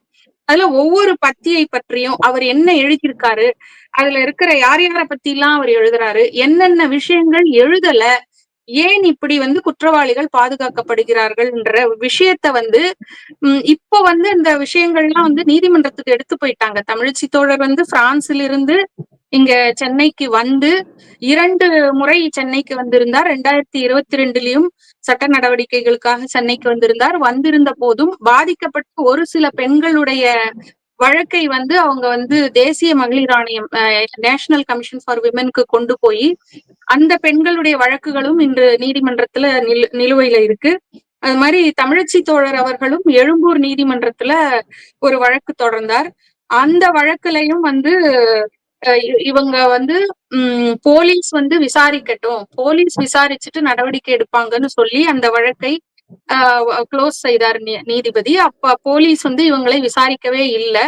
விசாரிக்காம அவங்க எந்தவித நடவடிக்கையும், இவங்கள் கொடுத்த புகாருக்கு எந்தவித நடவடிக்கையும் எடுக்காம தேசிய மகளிர் ஆணையத்துக்கு இவங்களை விசாரித்த மாதிரியும், இவங்க முன்னுக்கு பின் தகவல்கள் சொல்ற மாதிரியும், இவங்க வைக்கக்கூடிய சீரியஸ் அலிகேஷன்ஸ் எல்லாம் வந்து அன்ஐடென்டிஃபைடு பர்சன்ஸ் மேல வைக்கிறாங்க அப்படின்ற மாதிரியான ஒரு அறிக்கையை வந்து காவல்துறையில வந்து தேசிய மகளிர் ஆணையத்துக்கு கொடுத்து இந்த புகாரை க்ளோஸ் பண்ணணும்னு சொல்றாங்க. இது வந்து பொய்யான ஒரு அறிக்கை. அந்த குற்றம் செய்த நபர்களுக்கு எதிரான அத்தனை ஆதாரங்களும் அவங்களுடைய விலாசம், அவங்களுடைய தொலைபேசி எண்கள், அது சம்பந்தப்பட்ட ஆதாரங்கள், அது மாதிரி வங்கி கணக்கு, அது கொளத்தூர் மணி தோழருக்கு கொடுத்த மாதிரி ஒரு பெண் மிரட்டப்பட்டு அந்த பெண் வங்கி பண பரிவர்த்தனை செய்திருக்கிறார் அந்த குற்றம் சாட்டப்பட்டுள்ள பெரியார் சரவணனுக்கு. இந்த ஆதாரங்களோட அத்தனையும் வந்து காவல்துறை வந்து இதுக்கு நடவடிக்கை எடுக்க மாட்டேங்கிறாங்க, பொய்யா ஒரு அறிக்கை கொடுக்கறாங்கன்னு சொல்லி தேசிய மகளிர் ஆணையத்துக்கு க்ளோஸ் பண்ண சொல்றாங்கன்னு மறுபடியும் இங்க 2024 இங்க வந்து சென்னை உயர்நீதிமன்றத்துல இருக்கக்கூடிய பெஞ்ச் முன்னாடி அவங்க வந்து ஒரு பொதுநல வழக்காக இதை தொடர்ந்து அதுக்கப்புறம் தேசிய மகளிர் ஆணையத்துக்கும் நேரில் டெல்லி சென்று அந்த சேர்பர்சனை நேரடியாக சந்தித்து அவரிடம் முறையிட்டு இன்னும் நிறைய பெண்கள் வந்து பாதிப்பாக உள்ளாகி இருக்காங்க. அந்த பெண்கள் எல்லாம் வந்து மிரட்டப்பட்டு கொண்டிருக்கிறார்கள். இன்னும் அதாவது துணிச்சலாக வெளிவந்து சட்ட நடவடிக்கை எடுக்கக்கூடிய பெண்களும் அந்த வழக்குகளை வந்து சாட்சி சொல்பவர்களை கூட அவதூறுகள் தொடர்ந்து கொண்டு அவங்களுக்கும் மிரட்டல்கள் தொடர்ந்து கொண்டே இருக்கிற நிலையில இன்னும் பல பேர் பாதிக்கப்பட்டிருக்கிறதாக அவங்களையெல்லாம் ஒருங்கிணைத்து தேசிய மகளிர் ஆணையம் என்ன சொல்லியிருக்காங்கன்னா, அவங்கள பாதிக்கப்பட்ட பெண்களை எல்லாம் ஒருங்கிணைத்து நம்ம வந்து இதுக்கான நடவடிக்கை எடுக்கலாம் அப்படின்னு அவங்களும் அஷ்யூர் பண்ணியிருக்காங்க. அதன் அடிப்படையில இப்போ தமிழச்சி அவங்களுடைய பொதுநல வழக்கும் பப்ளிக் இன்ட்ரெஸ்ட் லிட்டிகேஷனும் ஹைகோர்ட்ல இருக்கு. அதுவும் வந்து அரசியல் தலையீடுகளினால் அதுலயும் வந்து காவல்துறை சரியான நடவடிக்கை எடுக்க மாட்டேங்கிறாங்க. இந்த கட்டத்துலதான் வந்து இது எல்லாத்துக்குமே இந்த மாதிரியான எல்லாமே இந்த மாதிரி ஆயிட்டதுக்கான காரணம் வந்து எப்படின்னு பாத்தீங்கன்னா, அந்த ஒற்றை அறிக்கை, ஒற்றை கடிதம், அந்த கொளத்தூர் மணி தோழருடைய ஒற்றை கடிதத்தினால இது எல்லாமே இப்படி நடவடிக்கைகள் வந்து தாமதப்பட்டு போய் பாதிக்கப்பட்ட பெண்களுக்கு இன்னும் நீதி கிடைக்கல. நீங்க கடிதம் பத்தி சொல்றீங்க. ஆமா, நீங்க தொடர்ச்சியா நீங்க வந்து என்ன நடந்தது, எப்படி நடந்தது, இன்றைய காலகட்டம் வரை என்ன நடந்திருக்குன்னு சொல்றீங்க. அந்த கடிதத்திலே நம்ம வந்து பார்க்கும்பொழுது, 2ஆம் பக்கம் பார்க்கும்பொழுது அவர் தெளிவா சொல்றாரு. அதாவது தோழர் சுந்தரவல்லி அவர்களை பற்றி பெரியார் சரவணனுக்கு ஆதரவாக பதிவுகள் போடுகிறார் என்று சொல்லி அவர் மீது சில குற்றச்சாட்டுகள் வைக்கிறீங்கன்னு. ஆனா அதுல என்ன சொல்றாருன்னா, செவி வழி செய்திகளாக வைத்து குற்றம் சாட்டுவது சரியா இருக்குமா அப்படிங்கிற ஒரு கேள்வி வச்சிருக்காரு. நீங்கள் ஆதாரம் கொடுத்ததா சொல்றீங்க. ஆனா அவங்க வந்து அவரு அந்த கடிதத்துல, அதாவது நம்ம கொளத்தூர் மணி எழுதின கடிதத்துல 2ஆம் பக்கத்துல நீங்க பாத்தீங்கன்னா, செவி வழி செய்திகளை வைத்து குற்றம் சாட்டுவது சரியாக இருக்குமா அப்படின்னு ஒரு கேள்வி அவரே வச்சிருக்காரு. அப்போ செவி வழி வந்தது மட்டும்தான் நீங்க அது குற்றம் சாட்டுக்கீங்களா, எப்படி என்னங்கிறது எனக்கு கொஞ்சம் தெளிவு பண்ணுங்களேன் தமிழச்சி. 2019 டிசம்பர் மாசம் நான் ஆரம்பிக்கிறேன் அவருடைய வாட்ஸ்அப்க்கு. நான் பெரியார் சரவணன் கூட அக்டோபர் 2019 நான் பேச போகிறேன். அப்ப முதல் ஒரு வாரத்திலேயே வந்து அவரு மத்த பெண்கள் கிட்ட செய்யற மாதிரியான சில வேலைகள் யார்கிட்ட செய்ய ஆரம்பிச்சுட்டாரு. அதையெல்லாம் நான் சேகரிக்க ஆரம்பிக்கிறேன். அப்ப அந்த டிசம்பர் இறுதியில இருந்து நான் அந்த வாட்ஸ்அப்ல கொளத்தூர் மணிக்கு தொடர்பு கொண்டு அவருக்கு வந்து நான் படங்கள்லாம் வந்து அனுப்பினேன். அது ஜனவரி மாசம் வரைக்கும் நான் பார்த்துட்டு என்ன பதிலே கொடுக்காம இருக்கிற தோழன்னு சொல்லிட்டு நான் தோழர் சோலை மாரியப்பன் கிட்ட நான் பேசுறேன். இது மாதிரி ஒரு முக்கிய விஷயமா நான் கொளத்தூர் மணி கிட்ட சில தகவல்லாம் அனுப்பணும். அவரு போன் நம்பர் மாத்திருக்காருன்னு நினைக்கிறேன், நீங்க வந்து போன் நம்பர் வாங்கி கொடுங்க, புது போன் நம்பர் அப்படின்னு சொல்லும் பொழுது தோழர் சோலை மாரியப்பன் வந்து ஒரு புது நம்பர் அவர்கிட்ட வாங்கி கொடுக்குறாரு. கொடுத்த உடனே நான் படங்கள்லாம் அனுப்பிட்டு தோழர்கிட்ட பேச ஆரம்பிக்கிறேன். கொளத்தூர்மணிக்கிட்ட நான் இது மாதிரி சென்ற வருடம் உங்களுக்கு அனுப்புனேன், நான் ஃபோன் நம்பர் மாத்திட்டேன் அப்படிம்பேன். அப்புறம் 2வது வந்து வாய்வழி தகவல்னு அவரு சொல்ற விஷயங்கள்லாம் வந்து பாத்தீங்கன்னா, அது நான் அனுப்புறதெல்லாம் வீடியோ, ஆடியோ. அதுல வந்து ஆடியோன்னு எடுத்துக்கினாக்கா, ஆடியோல வந்து ஒரு பெண் வந்து பெரியார் சரவணன் என்னை வந்து நிர்வாண படங்கள் எடுத்து வச்சுட்டு பணம் கேட்டு மிரட்டான்னு சொல்லி கதறி கதறி அழுது அழுது பேசுவாங்க. என்ன நடந்தது என்ற விவகாரத்தை வந்து அழுது பேசுவது வாய்வழி தகவல். அது வந்து கோர்ட்ல எடுத்துட்டு போனாக்கா சாட்சியா ஏத்துக்கிறாங்க. அதே மாதிரி அந்த குழுக்குள்ள பெண்கள் வந்து என்ன நடந்ததுன்னு என்கிட்ட பேசும்போது அவங்க நானுமா பேசுறதெல்லாம் வந்து ரெக்கார்ட் செய்யப்பட்டது. குளத்தூர்மணிக்கு அனுப்புறேன். அது வந்து அவருக்கு என்ன நடந்ததுன்னு பெண்கள் சொல்ல முற்படுறாங்க. அதையெல்லாம் வந்து அவர் எப்படி வாய்வழி தகவல் சொல்லிட்டு புறக்கணிக்க முடியும்? என்னன்னா இப்ப பாத்தீங்கன்னா சைதாப்பேட்டையில நாளைக்கு 4 பிப்ரவரி 2025 லூலு வழக்கு விசாரணைக்கு வரப்போகுது. அப்ப பாதிக்கப்பட்ட பெண் புகார் கொடுத்ததுல நான் குளத்தூர்மணிக்கு கொடுத்த ஆவணங்கள் தான் அவங்களும் வச்சு கொடுக்குறாங்க. அது வந்து காவல்துறை வந்து ஏத்துக்குது. அதை வச்சு புகார் செய்யறாங்க. அது நீதிமன்றம் வரைக்கும் போகுது. இது வந்து என்னன்னு பாத்தீங்கன்னா இந்த ஆதாரங்கள் எல்லாமே வந்து இணைய குற்றங்கள். இணைய குற்றங்கள் என்பது அதற்கான சட்ட வரைவுகள் இந்தியாவில் வந்து 2012 உருவாக்கப்பட்டிருக்கு. சைபர் கிரைம் என்ற காவல் அதிகாரிகள் இந்த இணைய குற்றங்களை விசாரணைக்கு உட்படுத்துறாங்க. இணைய குற்றங்கள் என்று வரும்பொழுது எஸ்எஸ் கூட வந்து சாட்சி தான், லிங்க் கூட வந்து ஆதாரம் தான். அதே மாதிரி பெண்கள் பேசுறது வீடியோ காட்சிகள் எல்லாருமே ஆதாரம். அப்ப இத வந்து கொளத்தூர்மணி இந்த அறிக்கையில வலிந்து இப்படி எழுதுறதுக்கு காரணம் என்னன்னா, இவர் வந்து ஏற்கனவே ஒரு முடிவு பண்ணிட்டார். இது வந்து தான் விலகணும்னு நினைக்கும் பொழுது நான் ஆதாரமே கொடுக்கல, கொடுத்த குரல் வழி தகவல் எல்லாமே வந்து வாய்வழி தகவல் சொல்றேன். இப்ப அது வந்து நீதிமன்றத்துல நாங்க காவல்துறையில கொடுக்கும் போது அது வாக்குமூலமா மாற்றாங்க. அப்ப 120 பெண்களுக்கு மேல வந்து விசாரணைக்கு உட்படுத்திருக்காங்க காவல்துறை எஃப்ஐஆர் பதிவு செய்யறதுக்கு முன்பு. அப்ப அந்த அளவுக்கு ஒரு வேலிடான நானு ஆதாரங்களை வச்சிட்டு இருக்கேன். இப்பவும் பொதுநல வழக்கு சென்னை ஹைகோர்ட்ல பொதுநல வழக்கு தொடக்கும் போது சாதாரணமா எல்லாருக்குமே வந்து பொதுநல வழக்கு தொடர முடியாது. அதுக்கான ஆவணங்கள் வந்து நம்ம கொடுக்கணும். நான் இந்த மாதிரி காரணங்களுக்காக நான் இந்த வழக்கு நீதிமன்றத்துக்கு எடுத்து வர விரும்புறேன்னு சொல்லிட்டு நீதிபதிக்கு அவர் எடுக்கிறதுக்கு முன்னாடியே வந்து சரி பார்ப்பாங்க. அப்படியெல்லாம் நான் ஆதாரம் கொடுத்தேன். அவங்களும் அதை ஆதாரமா ஏத்துக்கிட்டு இதை வழக்கா எடுத்துட்டு போக முடியும்னு அதை பொதுநல வழக்கா எடுத்துட்டு வராங்க. அப்போ ஒரு பொதுநல வழக்கு என்பது என்ன? சமூக பிரச்சனைகள், சமூகத்துல வந்து மோசமா நடக்கிற விஷயங்களை யார் மேல எடுத்து பேசலாம். அப்படி இருக்கும்போது இந்திய பிரஜையே இல்லாத நான் இந்த விஷயத்தை வந்து இவ்வளவு வேல்யூடா பேசுவதற்கு இந்தியா வரைக்கும் வந்து இந்த பெண்களுக்காக நான் பேச முற்படுறேன். ஆனா தமிழ்நாட்டுல பெரியார் இயக்கம், பெண் விடுதலை பேசுகிற இயக்கம் இது கையில எடுக்க தயங்குது. 2வது இவ்வாறான அறிக்கையில வந்து அவர் சொல்ற விஷயம் முற்றிலும் வந்து அந்த எல்லா எழுத்துக்களுமே வந்து இரட்டடிப்பு செய்து எழுதப்பட்டவை. பாலியல் குற்றச்சாட்டு வச்ச ஆண்களுடைய அது என்ன இது கொடுத்த அது எதுவுமே தெரிவிக்கல. இன்னொரு பெண்ணுடைய முழு நிர்வாண படம் இருக்கு, அதையும் பார்த்து அதை பத்தியும் வெளியில சொல்லல. அப்ப நான் சாட்சி நான் கொடுத்த ஆதாரம் எதுவுமே வந்து சரியான ஆதாரம் கொடுக்கலன்றதான் அவன் நிறுவ முற்படுறதுக்கு இந்த அறிக்கையை வந்து உருவாக்கி வச்சிருக்காரு. அதோட நோக்கம் அதுதான். இல்ல நீங்க சொல்றது வந்து சரியா இருக்கு. அதாவது வந்து இன்றைக்கு வந்து சூழல் சாட்சியங்களையும் கூட கோர்ட்டு அதாவது அவங்களே எடுத்துக்கிறாங்க. பல வழக்குகள்ல மிகப்பெரிய வழக்குகள்ல சூழல் சாட்சியங்கள் மட்டும்தான் கிடைக்கும். அதை மட்டும் வைத்துக்கொண்டு ஒரு ஜட்ஜ்மெண்ட்டே கொடுத்துருக்கிற இதெல்லாம் பார்க்குறோம். அதனால வந்து நீங்கள் செவி வழி தான் கொடுத்தீங்க அப்படிங்கிறத மட்டும் வைத்துக்கொண்டு நம்ம இது எடுக்க முடியாதுன்னு சொல்ல முடியாது. அதனால கோர்ட் வந்து அது மாதிரி ஏற்றுக்கொள்ளுது. அதனால நம்ம வந்து சூழல் சாட்சியங்களை ஏற்றுக்கொள்ளல ஒன்றும் தவறில்லைன்னு நினைக்கிறோம். சூழல் சாட்சியங்கள் வரைக்கும் ஏற்றுக்கொள்ளலாம். அதனால வந்து செவிவழி சாட்சியங்களும் என்னங்கிறது நம்ம வந்து ஆய்வு பண்ணி நம்ம எடுத்துக்கிறதுல தப்பு கிடையாது. அது குளத்தூர்மணி ஆனால் அந்த இதில் அப்படி கொடுத்துருக்காரு. அவர் என்ன காரணத்துக்காக கொடுத்துருக்காருன்னு தெரியல. சரி, இப்போ வந்து நம்ம ஜீவா தோழர் இருக்காங்க, பரிமளா தோழர் இருக்காங்க. இவர்களுடைய கருத்துக்களை நம்ம அவங்க ஒருத்தர் சொல்லிட்டாங்கன்னா நம்மளுக்கு இதாக இருக்கும். ஏன்னா அந்த லூலு குழுவில் அவங்களும் அவங்கள அதை பற்றி தெரிஞ்சிருக்குது, அதை பற்றி பயணிச்சிருக்காங்க. ஸோ அதை பற்றி என்னங்கிறது கொஞ்சம் ஜீவா தோழர் கொஞ்சம் முன்னாடி சொல்லிட்டீங்கன்னா பரவாயில்ல. தோழர், இதுல லூலு குழு பிரச்சனை அது அப்படின்னு எடுக்கிறதுக்கு முன்னாடி இருந்தே எனக்கு வந்து தனிப்பட்ட முறையில பெரியாரிய அமைப்புகள் அப்படின்னு சொல்லப்படுற அமைப்புகள் மேல ஒரு சின்ன அது என்ன சொல்றது ஒரு விமர்சன பார்வை இருக்கு. வெறுப்பு விமர்சன பார்வை, ரைட், ஒரு விமர்சன பார்வை இருந்துகிட்டுதான் இருந்தது. அதுக்கு காரணம் என்ன அப்படின்னு பாத்தீங்கன்னா, அதுக்கு முன்னாடியே அந்த குழுல சேர்றதுக்கு முன்னாடி கூட நான் வந்து இன்னொரு குழுவுல இருந்தேன். அதாவது பெரியாரி அமைப்பு அவங்க ஆரம்பிச்ச ஒரு குழு. அது என்ன இயக்கம் தான் அப்படிங்கறதெல்லாம் இல்ல.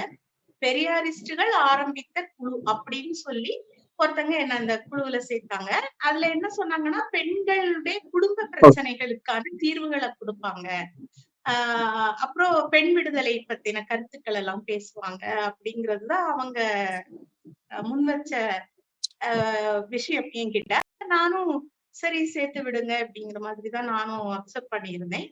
அப்ப அங்க அந்த குழுக்குள்ள நடக்கிற விஷயங்கள் எல்லாம் பாத்தீங்கன்னா, நமக்கு நம்ம ஒரு பொது ஜனம் அப்படிங்கிற ஒரு இடத்துல இருந்து நம்ம அந்த இதுக்குள்ள போறோம். ஒரு அரசியல் பார்வை அந்த மாதிரி எல்லாம் எனக்கு அதுக்கு முன்னாடி எல்லாம் எதுவுமே இல்ல.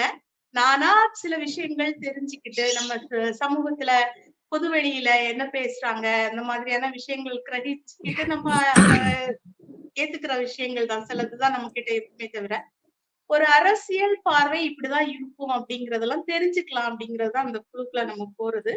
ஆனா அங்க பேசப்பட்ட விஷயங்கள் எதுவுமே எனக்கு ஏற்புடையதா இல்ல.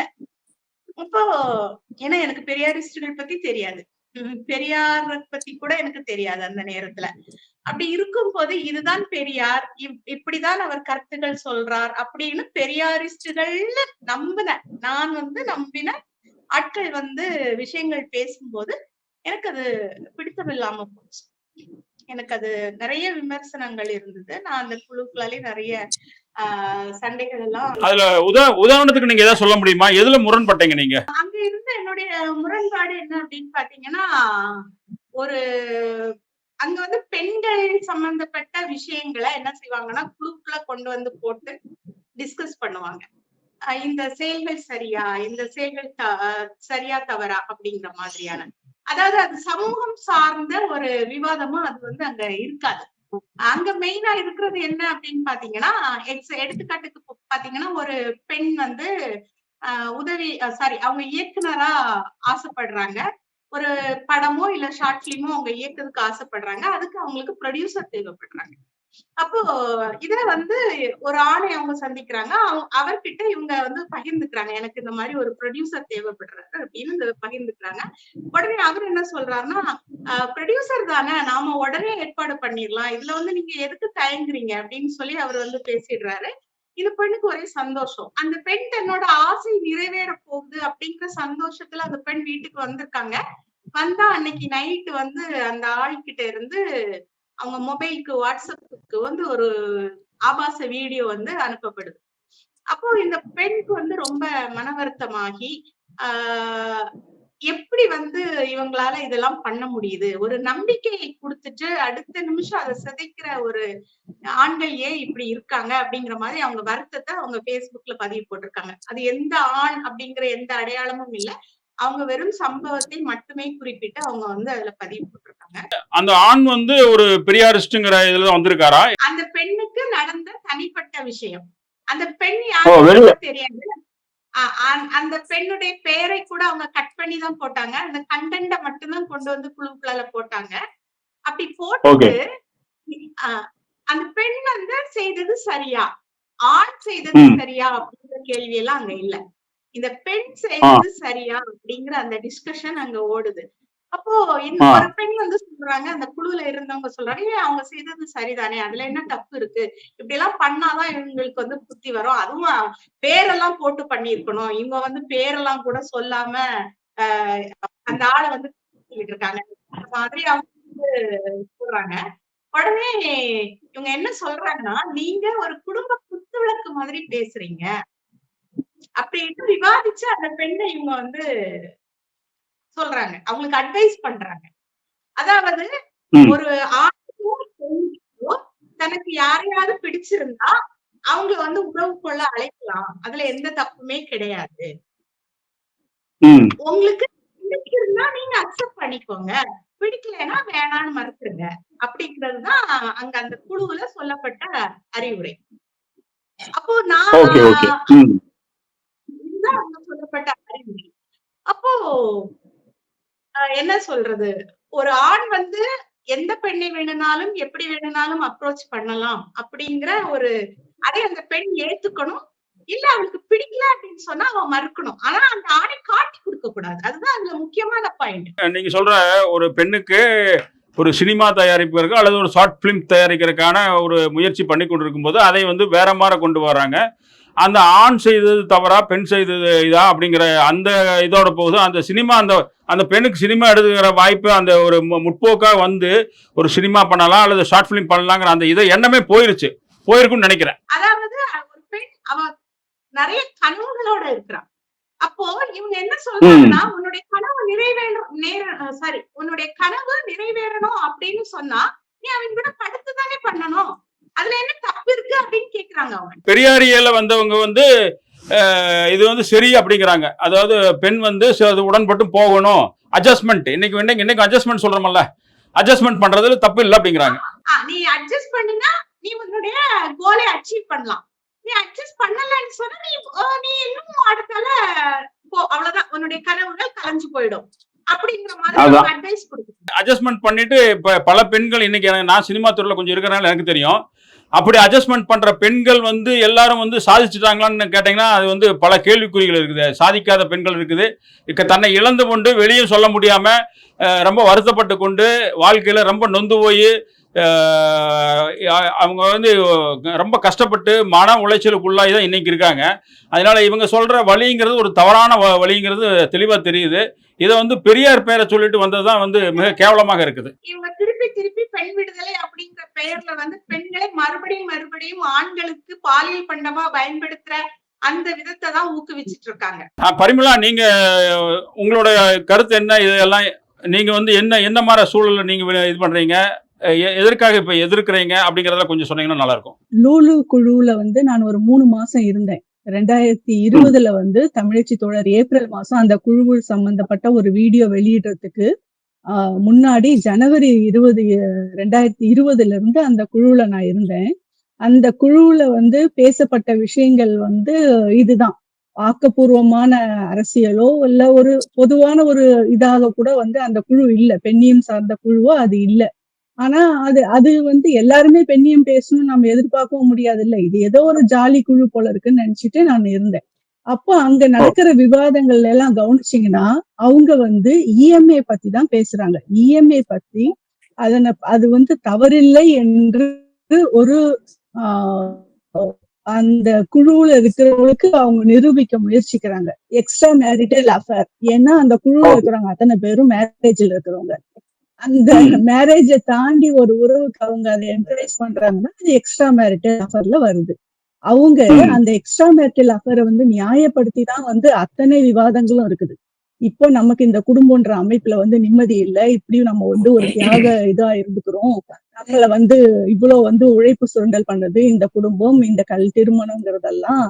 அப்போ நமக்கான ஒரு இதை வந்து தேடிக்கிறதுல வந்து தப்பு கிடையாது அப்படின்னு சொல்றாங்க. அப்ப தேடிக்கும் போது எப்படி தேடுறது? நம்ம இந்த திருமணத்துல இருக்கிறோமே அதுல இருந்து வெளியே வரணும் அப்படின்னு சொன்னா இல்ல, அதுல நிறைய சட்ட சிக்கல்லாம் இருக்கும், நம்மளுக்கு வந்து அதுக்கான நேரமும் கிடையாது. ஒரு தடவை வந்து கோர்ட்டுக்கு போயிட்டு வர்றதுன்னா ஒரு விவாகரத்து வாங்குறதுன்னா வந்து இத்தனை வருஷங்கள் காத்திருக்க வேண்டியதா இருக்கும். அப்படியே காத்திருந்தாலும் வந்து இந்த குழந்தைகளுக்கெல்லாம் வந்து நம்ம இது பண்ற அளவுக்கு பொருளாதாரமும் நமக்கு இருக்காது. எல்லாத்தையும் இழந்துட்டு தான் நம்ம நிக்க வேண்டியதா இருக்கும். அதுக்கு பதில் அந்த குடும்பத்துல இருந்துகிட்டே வந்து நம்ம இன்னொரு உறவை தேடிக்கிறதுல தப்பு கிடையாது, நமக்கான வாழ்க்கையை நம்ம தேடிக்கிறதுலயும் துணையை தேடிக்கிறதுலயும் தப்பு கிடையாது அப்படின்லாம் வந்து டிவோர்ஸ்ல இருக்கிற பிரச்சனைகளை பத்தியும் திருமண வாழ்க்கையில இருக்கிற குடும்பத்துல இருக்கிற பிரச்சனைகளை பத்தியும் தான் பேசுறாங்க. பேசுற மாதிரி ஆரம்பிச்சு இது ஒண்ணுதான் சொல்யூஷனா இருக்கும் அப்படின்னு கூட சொல்றாங்க. அது வரைக்கும் கூட நம்ம சரின்னு ஏத்துக்கலாம்னா இவங்களே வந்து சில ஆண் நண்பர்களை வந்து இன்ட்ரோடியூஸ் பண்ணி வைக்கிறாங்க போல இருக்கு. ஆனா அந்த குழுல ஆண்கள் ஏற்கனவே இருந்திருக்கிறாங்க. அவங்களே வந்து இந்த ஆண் நண்பர்களுக்கு வந்து இன்ட்ரோடியூஸ் பண்றாங்க. இங்க இருக்கிற பெண்கள் வந்து ஓரளவுக்கு வந்து ஒருவேளை இது சரியா இருக்கும் போல இருக்குதே, நம்ம கஷ்டப்படாம வந்து நம்ம நிம்மதியா இருக்கலாம் போல இருக்கே, இந்த இதுல இருந்து நமக்கு ஓரளவுக்கு அந்த ஹாப்பினஸ் கிடைக்கும் போல இருக்குதேன்ற அளவுக்கு அவங்க பிரெயின் வாஷ் பண்ணப்படுறாங்க.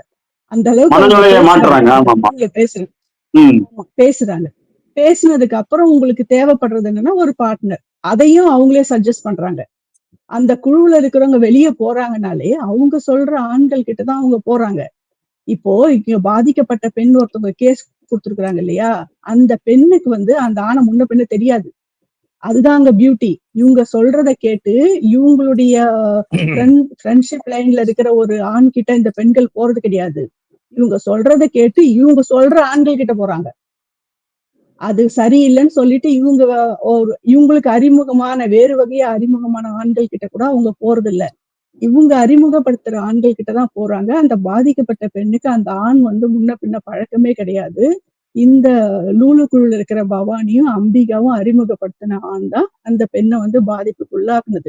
பெண்கள் முற்போக்கு குழுன்னு சொல்லி ஒரு திட்டமிட்டு ஒரு குழுவை ஏற்படுத்தி அதுல ஆண்களை சில ஆண் நண்பர்களை உள்ளுக்குள்ள வைத்துக்கொண்டு அந்த ஆண்கள் மட்டும் அறிமுகப்படுத்தி இது திட்டமிட்டு வேற ஒரு இதுக்காக பெரியார் பெயரை சொல்லிக்கிட்டு ஒரு இச்சைக்காகவோ அல்லது வேற ஏதாவது ஒரு அச்சுறுத்தியோ அவர்களிடம் பணம் பறிக்கிற மாதிரி ஒரு திட்டமோ இருந்திருக்குமோ அப்படிங்கிறது இப்ப நீங்க சொல்றத வச்சு தெரியுது. அது எந்த அளவுக்கு உண்மை நீங்க சொல்றது, எந்த அளவுக்கு அது அந்த மாதிரிதான் பணத்துக்காக பண்றாங்களா அல்லது வேற ஏதாச்சும் நோக்கம் இருந்தது அந்த குழுவுக்கு? ஆமா தோழர், அது வரைக்கும் அவங்க ரொம்ப சாஃப்டா தான் பேசுவாங்க. அந்த ஆணை இன்ட்ரோடியூஸ் பண்ணும்போது கூட போய் இதெல்லாம் என்னப்பா தப்புன்னு சொல்லிட்டு அந்த பெண்ணை அந்த உறவுக்குள்ள தள்ளும் போது அந்த தனிப்பட்ட நேரத்துல அந்த ஆண் வீடியோ போடுறாரு, லைவ் வீடியோ போடுறாரு. நான் இன்னைக்கு இவங்களோட இருக்கிறேன்னு சொல்லி அந்த குழுவுல இருக்கிறவங்களுக்கு லைவ் வீடியோ போடுறாரு. அப்போ தனிப்பட்ட முறையில அந்த பெண்ணுக்கு ஒரு நிம்மதியை தரதான் உங்களுடைய சாய்ஸ்னா, அவங்க போனதுக்கு அப்புறம் ஏன் அதை லைவ் போடுறீங்க? அந்த அந்த குழுவுல இருக்கிறவங்களுக்கு ஏன் அந்த ஆண் லைவ் போட்டு காட்டணும்? அங்க இருக்கிறதெல்லாம் அவர் ஏன் வீடியோ எடுக்கிறாரு, போட்டோ எடுக்கிறாரு? அப்பவே இவங்களுக்கு அந்த சந்தேகம் வருது. எதுக்கு என்ன இது பண்றீங்க அப்படின்லாம் கேட்டிருக்கிறாங்க. இவங்க பல பல பல வகையா ரெசிஸ்ட் பண்ணிருக்கிறாங்க. ஆனாலும் அவங்களுடைய டைரக்ஷன் பேர்ல அந்த ஆண் நடந்துக்கிறாரு இவங்க கிட்ட. வீடியோல அவங்க இன்ஸ்ட்ரக்ஷன் கொடுக்குறாங்க. இந்த பெண் அவரோட இருக்கும்போது வீடியோல அந்த பெண்ணை என்ன பண்ணணும்ன்ற இன்ஸ்ட்ரக்ஷன் முதற்கொண்டு லூலு குழுல இருந்து வருது.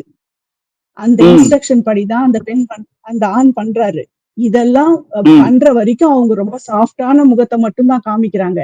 இதெல்லாம் முடிஞ்சதுக்கு அப்புறம் தான் அவங்க அந்த ஆணுக்கு அந்த ஆணையே கேக்குறாரு, எனக்கு கொஞ்சம் செலவுக்கு பணம் வேணும் அப்படின்னு சொல்லி அதுவும் சாஃப்டா தான் ஆரம்பிப்பாங்க. சாஃப்டா தான் ஆரம்பிக்கிறாங்க. இது வரைக்கும் அவங்களுடைய டோன் சாஃப்டா தான் இருக்குது. எனக்கு கொஞ்சம் பணம் வேணும் அப்படின்னு ஆரம்பிக்கும் போது இவங்க இல்ல அப்படின்னு சொன்னாலோ இல்ல கொஞ்சம் கொடுத்தாலும் அதோட நிக்கிறது கிடையாது. அதுக்கு மேல ஒரு அமௌண்ட் கேக்குறது. அப்படி ஒரு ஸ்டேஜ்ல இவங்க என்னால முடியாதுன்னு சொல்லும் போது கொடுத்தா என்ன அப்படின்ற மாதிரி அந்த டோன் மாறுது. அந்த ஆணுடைய டோன் மட்டும் இல்ல, இவங்க அந்த ஆணை அனுப்பின இந்த குழு மெம்பர்ஸ்னுடைய டோனும் மாறுது. ஏன் செஞ்சா என்ன, இதெல்லாம் இதுதானே, போனோம் தானே, நமக்கு அவனுக்கும் ஒரு இது இருக்குல்ல, அவன் நீ கூப்பிடுறப்பெல்லாம் கூட அவன் வருவான் அப்படின்னு சொல்லி நீங்க கொடுத்தா என்ன, இவ்வளவு ஏர்ன் பண்றீங்கல்ல, மந்த்லி இவ்வளவு கொடுங்க அப்படின்னு சொல்லி கேக்குறாங்க. இஎம்ஐ கேக்குற மாதிரி மந்த்லி இவ்வளவு கொடுங்கன்னு சொல்லி அவங்களுடைய டோன் மாறுது. எல்லா வேலையும் முடிஞ்சதுக்கு அப்புறம் அவங்களுடைய டோன் மாறுது, மிரட்டல் துணி வருது. இது தப்பு இல்ல, இது அது வரைக்கும் அவங்க அந்த இதுல சாஃப்டா பேசி அந்த கார்னர் பண்ணி உள்ள தள்ளவங்க பணம் வேணும்னு வரும்போது மட்டும் ரொம்ப இதா பேசிட்டு அப்புறம் அவங்களுடைய டோன் மாறும்போது இவங்க ஷாக் ஆகுறாங்க. நீங்க சொல்லிதானே நான் வந்தேன், இது என்ன இப்படி எல்லாம் கேக்குறாங்க அப்படின்லாம் சொல்லும் போது அந்த பெண்களே இவங்களை மிரட்டுறாங்க. உங்களுடைய வீடியோ எல்லாம் எங்க இருக்குது, நீங்க அதை செஞ்சுதான் ஆகணும், கொடுத்துதான் ஆகணும் அப்படின்னு மிரட்டும் போதுதான், இந்த மாதிரியான மிரட்டல்கள் நடந்து கொண்டு இருக்கும் போதுதான் பிராங்க் தமிழ்ச்சி வீடியோ வெளியிடுறாங்க. அந்த குழுல இருக்கிற ஒரு எனக்கு இன்னும் இதை ஞாபகப்படுத்துது.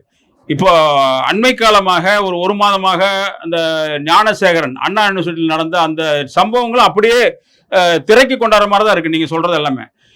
அந்த ஞானசேகரன் போய் அங்க தனிமையில இருக்கக்கூடிய சில பெண்களை இரவு நேரத்தில் போய் மிரட்டிட்டு அவர்களை வேறு மாதிரி படமெல்லாம் எடுத்துட்டு அவர் திட்டமிட்டு யாரோ ஒருத்தருக்கு ஃபோன் பண்றாரு. அதுல சார் இந்த மாதிரி இவங்க சொன்னபடி கேட்பாங்க அப்படிங்கிற மாதிரிலாம் சில வார்த்தைகள் சொல்றாரு, சிலது பண்றாரு. அந்த சம்பவத்துக்கும் இந்த சம்பவத்துக்கும் பெரிய வித்தியாசமே இல்லாத மாதிரி தெரியுது. இது அபிஷியலா இது பண்றாங்க, எப்படி வாட்ஸ்அப் குழுவெல்லாம் போட்டு பண்றாங்க. அவர் ஒரு தனிப்பட்ட முறையில் போய் மிரட்டி பண்றாரு. இந்த ரெண்டு சம்பவம் பார்க்கும்போது ரெண்டு சம்பவம் ஒரே மாதிரி தான் இருக்குது. பெண்களை மொத்தமா பெண்களை ஆண்களுக்கு பெண் ஏன் அடிமையானான்னு சொல்லி பெரியார் புத்தகம் எழுதி போட்டவர். ஆனா வந்து இன்னைக்கு வந்து எப்படி அடிமை பண்றது, திட்டமிட்டு எப்படி வந்து இவங்களை எல்லாம் கொண்டு வந்து ஒரு குழிக்குள்ள தள்ளுறது, இவங்களை நம்ம சொல்லபடி கேட்க வர்றது எப்படிங்கிற இதோட நோக்கத்தோட தான் இந்த பெரியார் பெயரை சொல்லி நடக்கக்கூடிய அந்த லூலு குழுவும் நடந்திருக்குது அப்படிங்கிறது தெளிவா தெரியுது. ஆனா இன்னைக்கு வந்து அந்த ஞானசேகரன் மேல மிகப்பெரிய வழக்கு குண்டாஸ் எல்லாம் போட்டிருக்காங்க. ஆனா இப்ப நீங்க சொல்ற சம்பவம் அதுவும் ஒரே மாதிரி இருக்குது. ஆனா இந்த சம்பவத்துக்கு நீங்க வந்து அரசுகிட்ட போறீங்க, கோர்ட்டுக்கு போறீங்க, இன்னும் டெல்லி போய் விமன்ஸ் கமிஷன் கிட்ட பெட்டிஷன் கொடுத்துருக்கீங்க. இது வரைக்கும் வேற எந்த நடவடிக்கையும் இல்லைங்கிறீங்க. இது இது வந்து பிரெஞ்சு தமிழச்சு நீங்க தான் சொல்லணும். இது அடுத்த கட்டமாக எந்த மாதிரி கொண்டு போக போறீங்க, எப்படி கொண்டு போனா வெற்றி பெற முடியும்னு பாக்குறீங்க. இது இன்னும் வந்து இந்த ஞானசேகரன் மாதிரி இருக்குதா அப்படிங்கிறது அதே போல அதே சம்பவம்னு சொல்லி முதல்ல நீங்க வந்து இதை வெளிப்படுத்தணும் அப்படிங்கிறதா இது நம்ம சேனல்ல இந்த இது கொண்டு வர்றோம், இதை நம்ம போடுறோம். நீங்க இதை தவிர இது வந்து வெளிப்படுத்துறதுக்கு அரசுக்கு நம்ம கொண்டு போய் இந்த அழுத்தங்களை கொடுத்தால் கண்டிப்பாக இவர்கள் மொத்த கும்பல் இருக்கு பாருங்க, அந்த மொத்த கும்பல் அந்த கும்பலே தூக்கி உள்ளுக்குள்ள வச்சு எல்லாத்து மேலே கேஸ் போடுறதுக்கு வாய்ப்பு இருக்குது. இதெல்லாம் நீங்க பண்ணணும். இது அடுத்த கட்ட நடவடிக்கை நீங்க என்ன பண்ண போறீங்க? இதுல 2 விஷயம் நான் இப்ப ஒரு விஷயம் சாரதா பேசுவாங்க, ஒரு விஷயம் நான் சொல்லிடுறேன். ஞானசேகரன் விவகாரத்துல வந்து யார் அந்த சார் என்ற மாதிரி லூலு விவகாரத்துல ஒரு அரசியல்வாதி இருக்காரு. யார் அந்த அரசியல்வாதின்ற ஒரு கேள்வி வைக்கலாம். என்னன்னாக்கா பவானி என்பவர் இப்ப ஏட்டு குற்றவாளியாக இருக்காங்க. அவங்க ஒரு பேசிய ஒரு ஆடியோ ஒண்ணு இருக்கு. அதுல வந்து அவங்க என்ன சொல்றாங்கன்னாக்கா பெண்கள் விவகாரத்தை எப்படி அணுகுவது என்பதற்கு லூலு தான் முன்மாதிரி. என்னன்னா இந்த குழுவுக்குள்ள அந்த குழுல பாதிக்க ஒரு அரசியல்வாதியால் ஒரு பெண் வந்து உடலியல் ரீதியாகவும் பொருளியல் ரீதியாகவும் ஒரு பெண்ணை வந்து ஒரு அரசியல்வாதி பாதிப்புக்கு உட்படுத்தினார். அந்த பெண் வந்து அந்த லூலு கிட்ட முறையீடு செய்யும் பொழுது லூலு வந்து அந்த அரசியல்வாதியை தொடர்பு கொண்டு பொருளை வாங்கி கொடுக்க சொல்லி, அதாவது பணத்தை வந்து அந்த பெண் கிட்ட இருந்து வாங்கிய பணத்தை வந்து திரும்ப வாங்கி கொடுத்திருக்காங்க. அதுல வந்து லூலு தான் முன்வாதிரி அப்படின்னு சொல்லி பவானி சொல்றாங்க. அப்ப வந்து பொருளை வாங்கி கொடுத்தீங்க, உடலை சுரண்டியதுக்கு அந்த நபரை அரசியல்வாதியை ஏன் காப்பாற்றுறான்னு பாத்தீங்கன்னாக்கா அதே பவானியும் லூலுவும் அந்த அரசியல்வாதி கூட செக்ஸ் தொடர்புல இருக்காங்க. அப்ப வந்து தன் ஆண் நண்பர்களை காப்பாற்றுவதற்காக பொருளியலை வந்து உங்களுக்கு கொடுத்துட்ட, இத வந்து குழுல மற்ற பெண்கள் கிட்டயும் சொல்லாதீங்கன்னு சொல்லி அமைதிப்படுத்திருக்காங்க. இது அப்ப வந்து நாங்க கேக்குறோம், யார் அந்த சார்ன்ற மாதிரி, யார் அந்த அரசியல்வாதி? 2வது வந்து கார்ஷீட் விவகாரம். அந்த பெண்ணுடைய அண்ணா பல்கலைக்கழக மாணவியுடைய கார்ஷீட் விவகாரம் வெளியே வந்ததுக்கு கடுமையான எதிர்வினைகள் நடந்தது இல்லையா? அது என்ன நடந்ததுன்றத வந்து பாதிக்கப்பட்டு புகார் கொடுத்த பெண்ணே வந்து பேசுற சிறப்பா இருக்கும். அது சாரதா சொல்லணும்னு நினைக்கிறேன். இப்ப வந்து அண்ணா பல்கலைக்கழக மாணவியினுடைய எஃப்ஐஆரே வந்து அது வெளியிட்டுட்டாங்க. அதனால அந்த பெண்ணுடைய ஐடென்டிட்டி வெளியில தெரிஞ்சிருச்சு. இது வந்து இதுவும் கிரிமினல் குற்றம் தான். இந்த மாதிரி பாதிக்கப்பட்டவர்களுடைய ஐடென்டிட்டி வெளியில தெரியிற மாதிரி எஃப்ஐஆர் எல்லாம் வந்து வெளியிடக்கூடாது அப்படின்னு கமிஷனரே வந்து பிரஸ் மீட்ல அறிவிக்கிறாரு. காவல்துறை கமிஷனர் வந்து அறிவிக்கிறார். ஆனா இந்த ஒரு வழக்குல பாத்தீங்கன்னா லூலு அந்த சைதாப்பேட்டை நீதிமன்றத்துல வழக்கு இருக்கு, உயர் நீதிமன்றத்திலயும் வழக்கு இருக்கு. அந்த ஒரு வழக்குல பாத்தீங்கன்னா இந்த லூலு குழுவை சேர்ந்த அந்த குற்றம் சாட்டப்பட்ட நபர்கள் என்ன மாதிரியான குற்றங்கள் செய்தார்கள் அப்படின்றதுதான் அந்த குற்றப்பத்திரிகை வந்து கோர்ட்டுக்கு காவல்துறை சமர்ப்பிக்கிற ஒரு ஆவணம். அந்த ஆவணம் வந்து அது பொதுவுல வெளியிடுறதுக்கான ஆவணம் கிடையாது, அது பப்ளிக் டாக்குமெண்ட் கிடையாது. ஆனால் அந்த ஆவணம் வந்து குற்றம் சாட்டப்பட்டுள்ள நபர்களுக்கு அவங்களுடைய வக்கீலுக்கு வந்து அது கோர்ட்டில் வந்து கேட்கப்படும் போது அது கொடுப்பாங்க. ஏன்னா அவங்க வந்து டிஃபென்ஸ் தரப்பு ஆர்குமெண்ட் அவங்க பண்ணணும். அவங்க கட்சிக்காரங்களுக்காக அவங்களுடைய வழக்கறிஞர்கள் அதை குறித்து நீதிமன்றத்துல வாதிடுறதுக்காக அவங்களுக்கு அந்த ஆவணம் கொடுக்கப்படும். அப்படி கொடுக்கப்பட்ட ஆவணத்தை அதனுடைய பிடிஎஃப் வந்து சோசியல் மீடியால அந்த முதன்மை குற்றவாளியான அந்த வழக்கில் முதன்மை குற்றவாளியாக இருக்கிற லூலு வந்து அத சமூக ஊடகங்கள்ல வெளியிடுறாங்க, சோசியல் மீடியால எல்லாம் வெளியிடுறாங்க. வெளியிட்டு ஒரு லைவ் வேற போடுறாங்க. லைவ் போட்டு என்ன சொல்றாங்கன்னா, யார் யாருக்கெல்லாம் இந்த சார்ஜ் ஷீட்னுடைய காப்பி வேணும் உங்க வாட்ஸ்அப் நம்பர் எனக்கு அனுப்புங்க. என்னோட வாட்ஸ்அப் நம்பர் வந்து நான் Facebookல போட்டு வச்சிருக்கேன். யாருக்கெல்லாம் வாட்ஸ்அப்ல இந்த சார்ட் ஷீட் காப்பி வேணுமோ கேளுங்க, அவங்களுக்கு நான் அனுப்பி வைக்கிறேன். மெசஞ்சர்ல வந்து கேளுங்க, நான் உங்களுக்கு இந்த சார்ட் ஷீட் காப்பி அனுப்பி வைக்கிறேன் அப்படின்ற மாதிரி சொல்றாங்க. இது எவ்வளவு பெரிய இது இது எவ்வளவு பெரிய குற்றம். எஃப்ஐஆர் வந்ததே கிரிமினல் குற்றம்னு சொல்லும் போது, இது வந்து காவல்துறை நீதிமன்றத்துக்கு கொடுக்கக்கூடிய ஒரு ஆவணம். அந்த ஆவணத்துல இந்த பாதிக்கப்பட்ட பெண்ணை, அந்த குற்றம் சாட்டப்பட்ட நபர்கள் என்னெல்லாம் பண்ணியிருக்காங்கன்ற அத்தனை விவரங்களும் அதுல இருக்கும். அது வந்து லூலு மட்டும் அந்த ஆவணத்தை வெளியிட்டு இந்த மாதிரி பேசினாங்கன்னு பாத்தீங்கன்னா இல்ல. அவங்க வந்து லூலு கூட தொடர்புடைய சில பெரியாரியவாதிகள்னு சொல்லிக்கக்கூடிய ஒரு பெண் வந்து லண்டன்ல இருக்காங்க, யாழ்மொழின்னு சொல்லிட்டு. அவங்க வந்து பெரியாரிய குடும்பத்தில இருந்தே வந்தவங்க. அவங்களுடைய பெற்றோர்கள் வந்து புதிய குரல்ங்கிற அமைப்புல வந்து அவங்க செயல்பட்டுட்டு தான் இருக்காங்க. இன்னும் அவங்க வந்து பெரியாரிஸ்டுகளா தான் இருக்காங்க. அந்த பெண் வந்து லண்டன்ல இருந்துகிட்டு அவங்க வந்து இந்த ஆவணத்தை வெளியிட்டு லூலுவுக்கு ஆதரவாக அந்த ஆவணத்தை வெளியிட்டு அந்த பாதிக்கப்பட்ட பெண்ணை வந்து அவங்க வந்து அவதூறு செய்யறாங்க. அவங்களுடைய அதுல இருந்து பல அந்த மாதிரி அவங்களோட தொடர்பு இருக்கக்கூடிய அந்த பெரியாரிய அமைப்புகளோட தொடர்புல இருக்கக்கூடிய பல பேர் வந்து அவங்களுடைய பதிவுகளை ஷேர் பண்றாங்க சோசியல் மீடியால. அப்ப இதெல்லாம் என்ன மாதிரியான இவங்க வந்து ஒரு பெரியாரிஸ்ட்னு சொல்லிக்கிட்டு அந்த யாழ்மொழிங்கிற நபரே வந்து அவங்களே வந்து என்ன சொல்றாங்கன்னா, பெரியார் வந்து மோனோகாமியை ஆதரிக்கல, அவர் வந்து பாலியமோரி தான், அதாவது ஒரு பெண் பல ஆண்களோட தொடர்புல இருக்கலாம், அது தப்பு இல்லைன்றதுதான் அவர் ஆதரிச்சாரு அப்படின்ற மாதிரி அந்த பெண் அதை தொடர்ச்சியா அவங்க வந்து அவங்களே ஒரு யூடியூப் சேனல் வச்சிருக்காங்க, அதுல தொடர்ச்சியா இந்த மாதிரி சொல்றாங்க. இதன் அடிப்படையில தான் லூலு நீங்க வந்து பண்ணிருக்கீங்க இந்த மாதிரி பாலியமோரிய நீங்க வந்து அதை வந்து பின்பற்றுறது வந்து தப்பு கிடையாது, நீங்களே பெரியாரிய வழியில தான் நீங்க நடந்திருக்கீங்க, இதுதான் சமூகத்துல இன்னைக்கு தேவையான விஷயம், இன்னைக்கு பெண்களுக்கு வந்து பாலியல் சுதந்திரம் தான் தேவை, இததான் பெரியார் அன்னைக்கு சொன்னாருன்னு அவங்க எழுதுறாங்க. இப்படி எல்லாம் நடந்துச்சு. அப்ப இதை வந்து திரும்பவும் நம்ம வந்து காவல்துறையில புகாரா கொடுக்கிறோம். அதுவும் நீதிமன்ற மஜிஸ்ட்ரேட் மூலமாகவே அந்த புகார் போகப்படுது. இன்னமும் அந்த புகார் வந்து விசாரிக்கப்படவே இல்லை.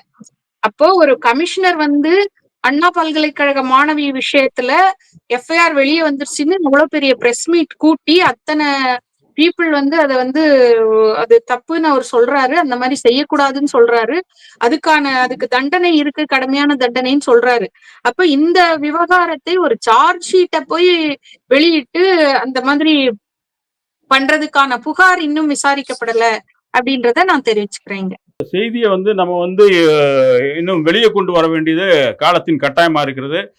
நீங்க முற்போக்கு பெண்கள்லாம் வந்து ஒரு அமைப்பை உருவாக்கி இது வந்து அமைப்பு ரீதியாக நீங்க வந்து செய்தியாளர்களையும் மீடியாக்களையும் மற்றும் காவல்துறையும் மிகவும் நெருக்கடிக்கு கொண்டு வந்தாதான் இந்த இது வந்து ஒரு கண்டிப்பாக இது வந்து இப்போ அண்ணா யூனிவர்சிட்டியில் நடந்தது நம்மளுக்கு முன் உதாரணமாக நிறைய இருக்குது. அவர்கள் செய்த அந்த தவறுகளை வந்து எல்லாருமே ஒத்துக்கொள்றாங்க. ஆனால் அதே இது இந்த லூலு குழு வந்து எல்லாமே அதை 2 வருஷமா 3 வருஷமா பண்ணி கொண்டு தான் இருக்காங்க. அதை வந்து தவறாக ஏற்றுக்கொள்ள யாருக்கும் மனம் வரல. ஆனால் இந்த செய்தியை இப்போ வெளியே கொண்டு வந்து நீங்க வந்து ஊடகத்திற்கும் காவல்துறைக்கும் இதை தவிர நீதிமன்றத்திற்கும் நம்ம சொல்ல வேண்டிய கடமை இருக்கு. நீதிமன்றத்துக்கு கொண்டு எழுத்து மூலமா டாக்குமெண்ட் கொடுத்தோம்னா கண்டிப்பாக இதுக்கு வந்து ஒரு தீர்வு கிடைக்கும் அப்படிங்கறதா எனக்கு ஒரு நம்பிக்கையா இருக்கு. அக்டோபர் மாசம் அந்த இது விவகாரம் நூல் வெளியிட ஆரம்பிக்கும் பொழுது நாங்க நீதிபதி கிட்ட வந்து மனு கொடுத்தாங்க, பாதிக்கப்பட்ட பெண் கொடுக்குறாங்க. நீதிபதி அதை உடனடியாக ஒரு காவல்துறைக்கு அனுப்பி அவரே வந்து சைன் பண்ணி இதை விசாரணைக்கு உட்படுத்துங்கன்னு சொல்லி 4 மாசம் ஆகுது, செய்யல. இதுல வந்து நீங்க பாத்தீங்கன்னா அண்ணா பல்கலைக்கழக மாணவி விவகாரத்துல கார்ஷீட்ல விவகாரம் வெளியே வந்தது, எஃப்ஐஆர் வெளியே வந்தது. அது வந்து காவல்துறை பிழையின் காரணமாக வேற யாரோ வெளிநபர்கள் வெளியிட்டு இருக்காங்க. இந்த விவகாரத்துல வந்து பாத்தீங்கன்னா குற்றவாளி தான் வந்து பொதுத்தளத்துல வந்து அறிவிக்கிறாங்க. அவங்க பொது இடத்துல போகும்பொழுது யாருக்கெல்லாம் கார்ஷீட் வேணும் நான் உங்களுக்கு கொடுக்குறேன், என்னுடைய வாட்ஸ்அப்ல தொடர்பு கொள்ளுங்க சொல்லுது. ஏவன் குற்றவாளி. அதுக்கும் இதுக்குமான ஒப்பீடுகள் வந்து நம்ம ஒப்பிடவே முடியாது. அதை விட இது வந்து ரொம்ப மோசமா இருக்கு. ஆனா இந்த தகவல் வந்து வெளியே போக மாட்டேங்குது. இதை எந்த வகையில் நாங்க பேசினாலும் பத்திரிகை சார்ந்த இது எல்லாம் ஏதோ ஒரு வகையில அரசியல் அழுத்தம் காரணமாக நாங்க பேச முற்படுற தகவலை வந்து வெளியேற்றிட்டு வர முடியல. வடக்குலயே வந்து பெரிய நெருக்கடி இருக்கு. இன்னும் கேட்டா இதே இல்ல, ஏவல் கண்டிப்பாக. குற்றவாளி 1 வருடம் கடந்த பிறகும் வந்து காவல்துறையில் விசாரணைக்கு உட்படுத்தப்படாம நீதிமன்றத்துல வந்து நிக்கிறாங்க. அப்ப எவ்வளவு முரண்பாடுகள் பாருங்க. அவர்கள் பெரியார் பெயரை உபயோகிப்பதற்கான முக்கிய காரணமே இந்த பெயரை உபயோகப்படுத்தினால் தங்கள் மீது கை வைக்க மாட்டார்கள் என்ற எண்ணத்தினால்தான். வெறும் சரவணன் ஒரு தப்பை செய்திருந்தால் நிச்சயம் தண்டிக்கப்பட்டிருப்பார். பெரியார் சரவணன் தவறு செய்யும் போதுதான் இந்த பிரச்சனைகள் எல்லாம் வருகிறது. அந்த பெரியார் சரவணன் பெயருக்கு முன்னால் பெரியாரை வைத்துக் கொள்வதற்கு பின்னால் இருக்கும் காரணமும் அதுதான். மற்ற பெரியாரிஸ்டுகளோடு தோளோடு தோள் சேர்ந்து வேலை செய்வதற்கான காரணமும் தவறு செய்யும் போது தப்பித்து விடலாம் என்ற நோக்கத்தினால்தான். பெரியார் பெயரை உபயோகிக்கத்தான் அவர்கள் இதை செய்கிறார்கள்.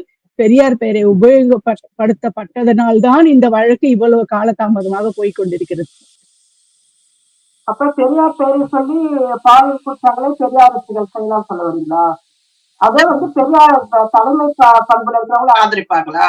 இதுதான் வந்து கொளத்தூர் மணி அறிக்கை வெளிப்பட்டது. கொளத்தூர் மணியும் முழுமையாக இதுல இருந்து பின்வாங்கிறதுக்கான காரணம், இதுல இருந்து விலகி கொள்றது காரணம், அது ஒரு மிகப்பெரிய ஒரு இதா இருக்கு. ஏன்னா அவர்கள் வந்து பெரியாருக்கான ஒரு அமைப்பை நடத்தி கொண்டிருக்காரு. அந்த வகையில பெரியார் பெயரை சொல்லி இதெல்லாம் வரனாலே அவர் ஒதுங்கி கொண்டார் அப்படிங்கறதான் எனக்கு அந்த மாதிரி ஒரு மனசுல படுது. இதை வந்து மறுபடியும் நம்ம வந்து முடிந்தால் இயலுமானால் நேரடியாக நம்ம வந்து அவரு கொளத்தூர் மணிகிட்டே நாங்க பேசி அவர்கிட்ட இந்த செய்தி என்ன ஏதுன்னு கேட்டு அடுத்ததே வந்து உண்மை நிலைமை கொண்டு போயிட்டு இதை அரசியல் ரீதியாக எப்படி கொண்டு போகணும், இதை எப்படி தடுக்கலாம் அப்படிங்கிற முயற்சி எடுப்போம். இந்த சர்ச்சை துவங்கின அப்புறம் பாத்தீங்கன்னா திட்டமிட்டு கொளத்தூர் மணி அவர்களுடைய ஒற்றை அறிக்கை வந்ததுக்கு பின்னால உடனடியா ஓவியா அவர்கள் ஒரு அறிக்கையை வெளியிடுறாங்க. அதுக்கப்புறம் பார்த்தா மருத்துவர் ஷாலினி 3 அறிக்கைகள் வெளியிடுறாங்க.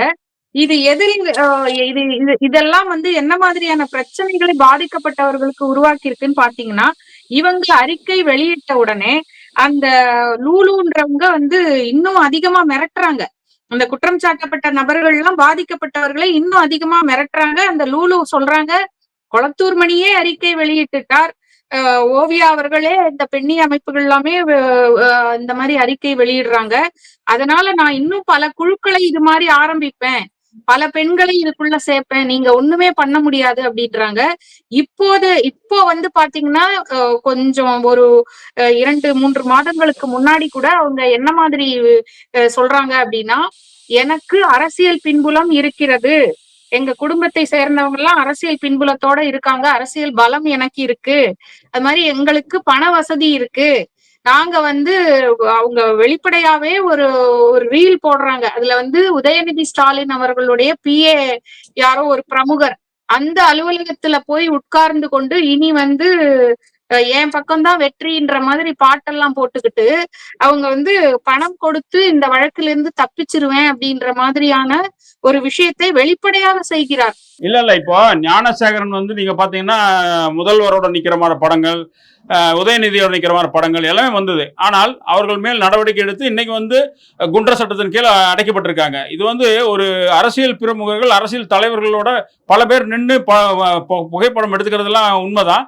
அதுல எல்லாம் எந்த இது இல்லை. அது உதயநிதியோட பிஏ யாருங்க, அவர் யாரோ ஒருத்தர், அவர் பிஏ ஒரு 10 PA இருப்பார் அவருக்கு, அதுல ஒரு பிஏவோட யாரோ நின்று எடுக்கிறதெல்லாம் ஒண்ணு பெரியதா நினைச்சுக்க வேண்டாம். ஞானசேகரன் விவகாரம் என்பது கைமீறி போனது. இது வந்து ஞானசேகரன் விவகாரம் ரொம்ப பரவலாக அறியப்படல. தேசிய மகளிர் ஆணையம் தமிழ்நாட்டுக்கு வரலன்னா இந்த அளவுக்கு குண்டர் சட்டக்குள்ள வந்திருக்குமான்றது சந்தேகம் தான்.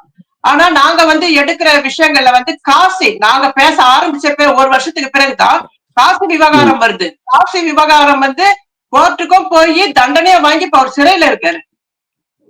அது வந்து எப்படி அவ்வளவு ஸ்பீடா ஒர்க் நடந்தது? எந்த பெண்ணும் எங்களை மாதிரி வந்து வெளியில வந்து யாரும் எதுவுமே பேசல, யாரு புகார் கொடுத்தாங்கன்னு தெரியல. அதுல ஒரே பின்னாடி இருந்து ஒரு பெரிய அரசியல் நடந்திருக்கு. அப்ப எல்லா வகையிலும் அரசியல். காசி விவகாரம் இவ்வளவு தீவிரமாக நடந்து இன்று நாங்க பேசிக் கொண்டிருக்கிற லூலு விவகாரத்தை விட இன்னும் தீவிரமாக நடந்திருக்குனாக்கா அதுல இன்னும் பெரிய அதிகாரத்துக்கு உட்பட்ட நபர்கள் இருக்க முடியும். அப்ப இப்ப நான் என்னை வந்து எடுத்துங்க, நான் வந்து ஒரு ஐரோப்பிய மனித உரிமை செயல்பாடுன்னு வச்சுங்களா, இதை நாம ஒரு கோரிக்கையாக இந்திய அரசிடம் வந்து நாங்க முறையிடுறோம், தேசிய மகளிர் ஆணையம் முறையிடுறோம். அப்படி சொல்லித்தான் நாங்க வந்து சைதாப்பேட்டை வழக்கே வந்து புகாரே வந்து FIR பதிவு செய்ய வச்சாங்க. அப்படி பார்க்கும் பொழுது ஏன் இங்க வழக்கு மட்டும் ரொம்ப தடங்கள் தடங்கள் தடங்கள் 5 வருடமா தடங்கள். அப்படி பார்க்கும்போது இந்த பெரியார் சரண் என்ற நபர் திராவிடம் முன்னெடுத்துச்சு. நாங்க வந்து பாலியல் விவகாரத்தை நாங்க பேசிட்டு இருந்தோம். அவர் வந்து எல்லாத்தையும் வந்து பெரியார் இயக்கம் திராவிடம் எல்லாத்துக்கும் வந்து எதிராக வந்து தமிழச்சி குற்றச்சாட்டு வைக்கிறாங்கன்னு சொல்லி மடைமாற்றம் செஞ்சிருக்காரு. 2வது கொளத்தூர்மணி அறிக்கை வந்து இப்போ வெளியான பிறகு இதுல இருந்து நம்ம மாட்டிக்கிட்டாக்கா நம்ம எதிர்காலத்துல அரசியலே செய்ய முடியாது என்ற எண்ணம் வந்து இவங்களுக்கு வருது. அந்த அடிப்படையில தான் ஏதோ ஒரு வகையில சுபவி மூலியமாக ஏதோ நிறைய விஷயங்கள் நடக்குது. என்னுடைய வழக்கே வந்து கோர்ட்டுக்கு எட்டு வர முடியாம பண்ணிட்டு இருக்காங்க. ஞானசேகரன் வந்து அந்த பிரபலங்களோட எடுத்த புகைப்படத்தை அவர் வந்து ஒரு இதுக்காக பயன்படுத்தல. அவரு அந்த புகைப்படங்களை வெளியிட்டதே வந்து எதிர்கட்சிகள் வெளியிட்டது. பாத்தீங்களா, ஆளும் கட்சி அமைச்சர்களோடையும் MP MLAக்களோடையும் இவர் எவ்வளவு க்ளோஸா இருக்கிறாருன்னு சொல்லி எதிர்கட்சிகள் வெளியிட்டது. லூலு விஷயத்துல லூலுவே வெளியிடுறாங்க. குற்றம் சாட்டப்பட்ட நபரே நான் யார் தெரியுமா, நான் யார் கூட இருக்கிறேன் தெரியுமா அப்படின்னு மிரட்டுறதுக்காக வெளியிடுறாங்க. ஞானசேகரன் அந்த மிரட்டலை காரணம் இந்த ஞானசேகரன் என்பவர் வந்து திமுகவை சார்ந்தவர் என்று சொல்ல முற்படும் பொழுது அவர் திமுக சார்பாளர் கிடையாதுன்னு சொல்லிட்டு திமுக கட்சி சார்பாளர் வந்து சொல்றாங்க. அந்த அடிப்படையில தான் இது வந்து இன்னும் தீவிரம் அடையுது. அப்ப எதிர்கட்சிகள் வந்து திமுகக்காரர் சிக்கி இருக்காரு பாலியல் குற்றச்சாட்டுல அது பெரிதுபடுறாங்க. ஏன் இப்ப வந்து டெல்லியில இருந்து வந்தாங்களா மம்தாஜி, அவங்க கிட்ட நானும் சாரதாவும் போய் முறையீடு சொல்றேன். டெல்லி வரைக்கும் போனோம். எங்களுக்காக வந்து பேசுறேன்னு சொன்னவங்க 1 வருடம் ஆகியிருக்கு. ஆனா அவங்க வந்து தேசிய மகளிர் ஆணையம் மூலியமாக இந்த வழக்கு கண்காணிக்கிறதுக்கு வழக்கறிஞர் அனுப்பியிருக்காங்க. அதெல்லாம் வந்து நம்ம குறை சொல்ல முடியாது. ஆனால் உடனடியாக தமிழ்நாட்டுக்குள்ள வந்து உடனடியாக இந்த கவர்னரை சந்திப்பது இதெல்லாம் வந்து ஒரு அரசியல் காரணம் பின்புலம் இல்லாம எதுவுமே நடக்காது. இவ்வளவு அழுத்தம் வரும்பொழுதுதான் வந்து ஞானசேகரன் விவகாரம் மிகைப்படுத்தி பார்க்கப்பட்டது. அதுவும் பாருங்க, அது கிட்டத்தட்ட ஒரு வாரம் இருக்கும் நிலையில தான் சர்ச்சைகள் ஸ்ரீமான் பக்கம் திசை மாறி போய் இப்ப அந்த ஞானசேகரன் விவகாரமே வந்து அடி போட்டு இருக்குது. அப்ப பாலியல் விவகாரங்கள் கூட பெண்கள் பாதிக்கப்படுற விவகாரங்கள் எல்லாம் 3ஆம் தர நிகழ்வுகள் மாதிரி மாற்றப்பட்டு இன்று பெரியார் இயக்கங்களும் சீமானுக்கு எதிராக முற்றுகையிடுவது, அவர்களுக்கு எதிராக போராட்டம் நடத்துவதுன்னு போயிட்டு இருக்காங்க. இப்ப கூட வேங்கை வயல் வந்து CBI விசாரணை வேணும்னு கேக்குறாங்க. அதுக்கு வீரமணி வந்து எதிரான நிலைப்பாடு வைக்கிறாரு. திரும்ப வந்து கடுமையா கண்டனங்கள் செய்யறாங்க. ஆனா பெரியாரிஸ்டுகள் சீமானை புடிச்சிட்டு சீமானுக்கிட்டே நோண்டிட்டு இருக்காங்க, சீமானே கேள்வி கேட்டுட்டு இருக்காங்க. அப்ப சமூகத்துல அத்தியாவசியமான முக்கியமான பிரச்சனை மக்கள் பிரச்சனை எது? அதுக்கு பின்பாக பெரியார் இயக்கங்கள் போறத்தை விட்டுட்டு நாங்க சீமானை வந்து அவங்களை மட்டும்தான் நினைச்சிட்டு இருப்போம். அவங்க கிட்ட அவங்களை வளர்த்து விட்டதே நீங்க தானே. இவ்வளவு விஷயம் பண்ணிருக்கீங்க. இப்ப கூட வந்து இதே பெரியார் இயக்கம் தமிழச்சி பேசுறதெல்லாம் உண்மைன்னு சொல்றாங்க. இவ்வளவு வருட கணக்கா பேசிட்டு இருக்காங்க. இதுக்குள்ள என்னத்தான் நடந்தது? இவங்களுடைய இதை வந்து நீதிமன்றத்துக்கு எட்டுனுவாங்க. உண்மையை உலகத்துக்கு எடுத்துட்டு வருவோன்னு எந்த பெரியார் இயக்கமாவது பேச முன் வருமா? சொல்லுங்க, எந்த பெரியார் இயக்கமாவது முன் வருமா? அப்ப உங்களுடைய தேவைகள் என்ன? நாங்க வந்து பெண்கள் பிரச்சனை எல்லாம் வந்து எங்களுக்கு ஒரு பொருட்டே கிடையாது. பாலியல் பிரச்சனையா, அதெல்லாம் வாய்வழி தகவல். இந்த பாதிக்கப்பட்ட பெண்கள் எல்லாம் அந்த வாய் வழியா சொல்றதெல்லாம் விட்டுருங்க. வேற ஏதாவது ஒரு வகையில வந்து சொல்றாக்கா வேற எப்படி போய் சொல்றது அவங்க கிட்ட?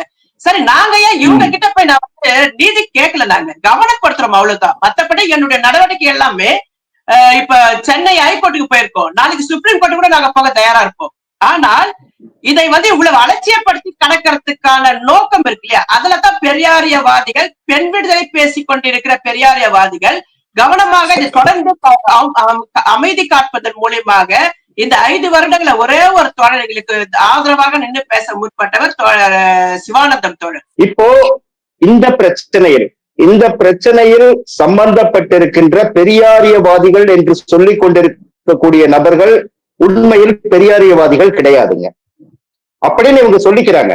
தங்களை பெரியாரியவாதிகளாக காட்டிக்கொண்டு பெரியாரிய சித்தாந்தங்கள் அதற்கு எதிராக, முற்றிலும் எதிராக செயல்பட்டுக் கொண்டிருக்கிறது. இவர்கள் செயல்பட்டுக் கொண்டிருப்பதைத்தான் இவர்களுடைய நடவடிக்கை காட்டுதுங்க. இந்த பெரியாரவாதிகள்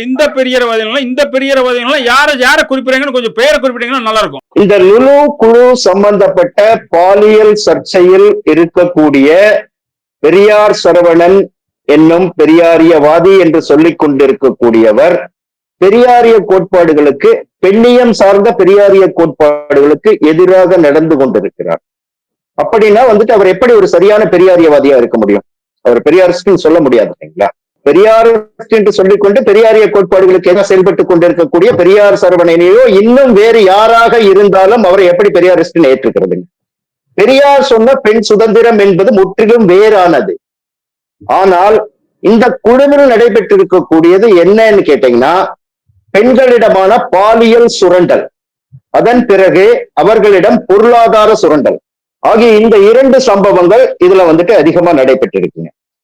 முதல்ல ஒரு குழு, வாட்ஸ்அப் குழுவுல வந்துட்டு ஒரு பெண் ஆரம்ப நிலையில் இருக்கக்கூடிய ஒரு குறும்பட இயக்குனரோ அல்லது திரைப்பட இயக்குனரோ படம் இயக்குவதற்கான பொருளாதார சூழ்நிலை இல்லாததை வந்துட்டு அந்த குழுவில் இவர்களால் இந்த வாட்ஸ்அப் குழு அது யாரால் நடத்தப்பட்டது அப்படிங்கிறது வந்துட்டு ஒரு 3 நபர்களால் நடத்தப்பட்ட குழு அப்படிங்கிறது தான் நான் நினைக்கிறேன். ஒண்ணு வந்து மதுரை அன்புமதி, 2வது பெரியார் சரவணன், 3வது சிவா சடையன் என்ற 3 பேர் வந்துட்டு அட்மினா இருந்த அந்த குழுவில் அந்த பெண் இப்படி ஒரு கோரிக்கை வைக்கும் போது அவரை பாலியல் சுரண்டல் செய்வதற்கான நெருக்கடியை நோக்கி அவர் தள்ளப்படுகிறார்.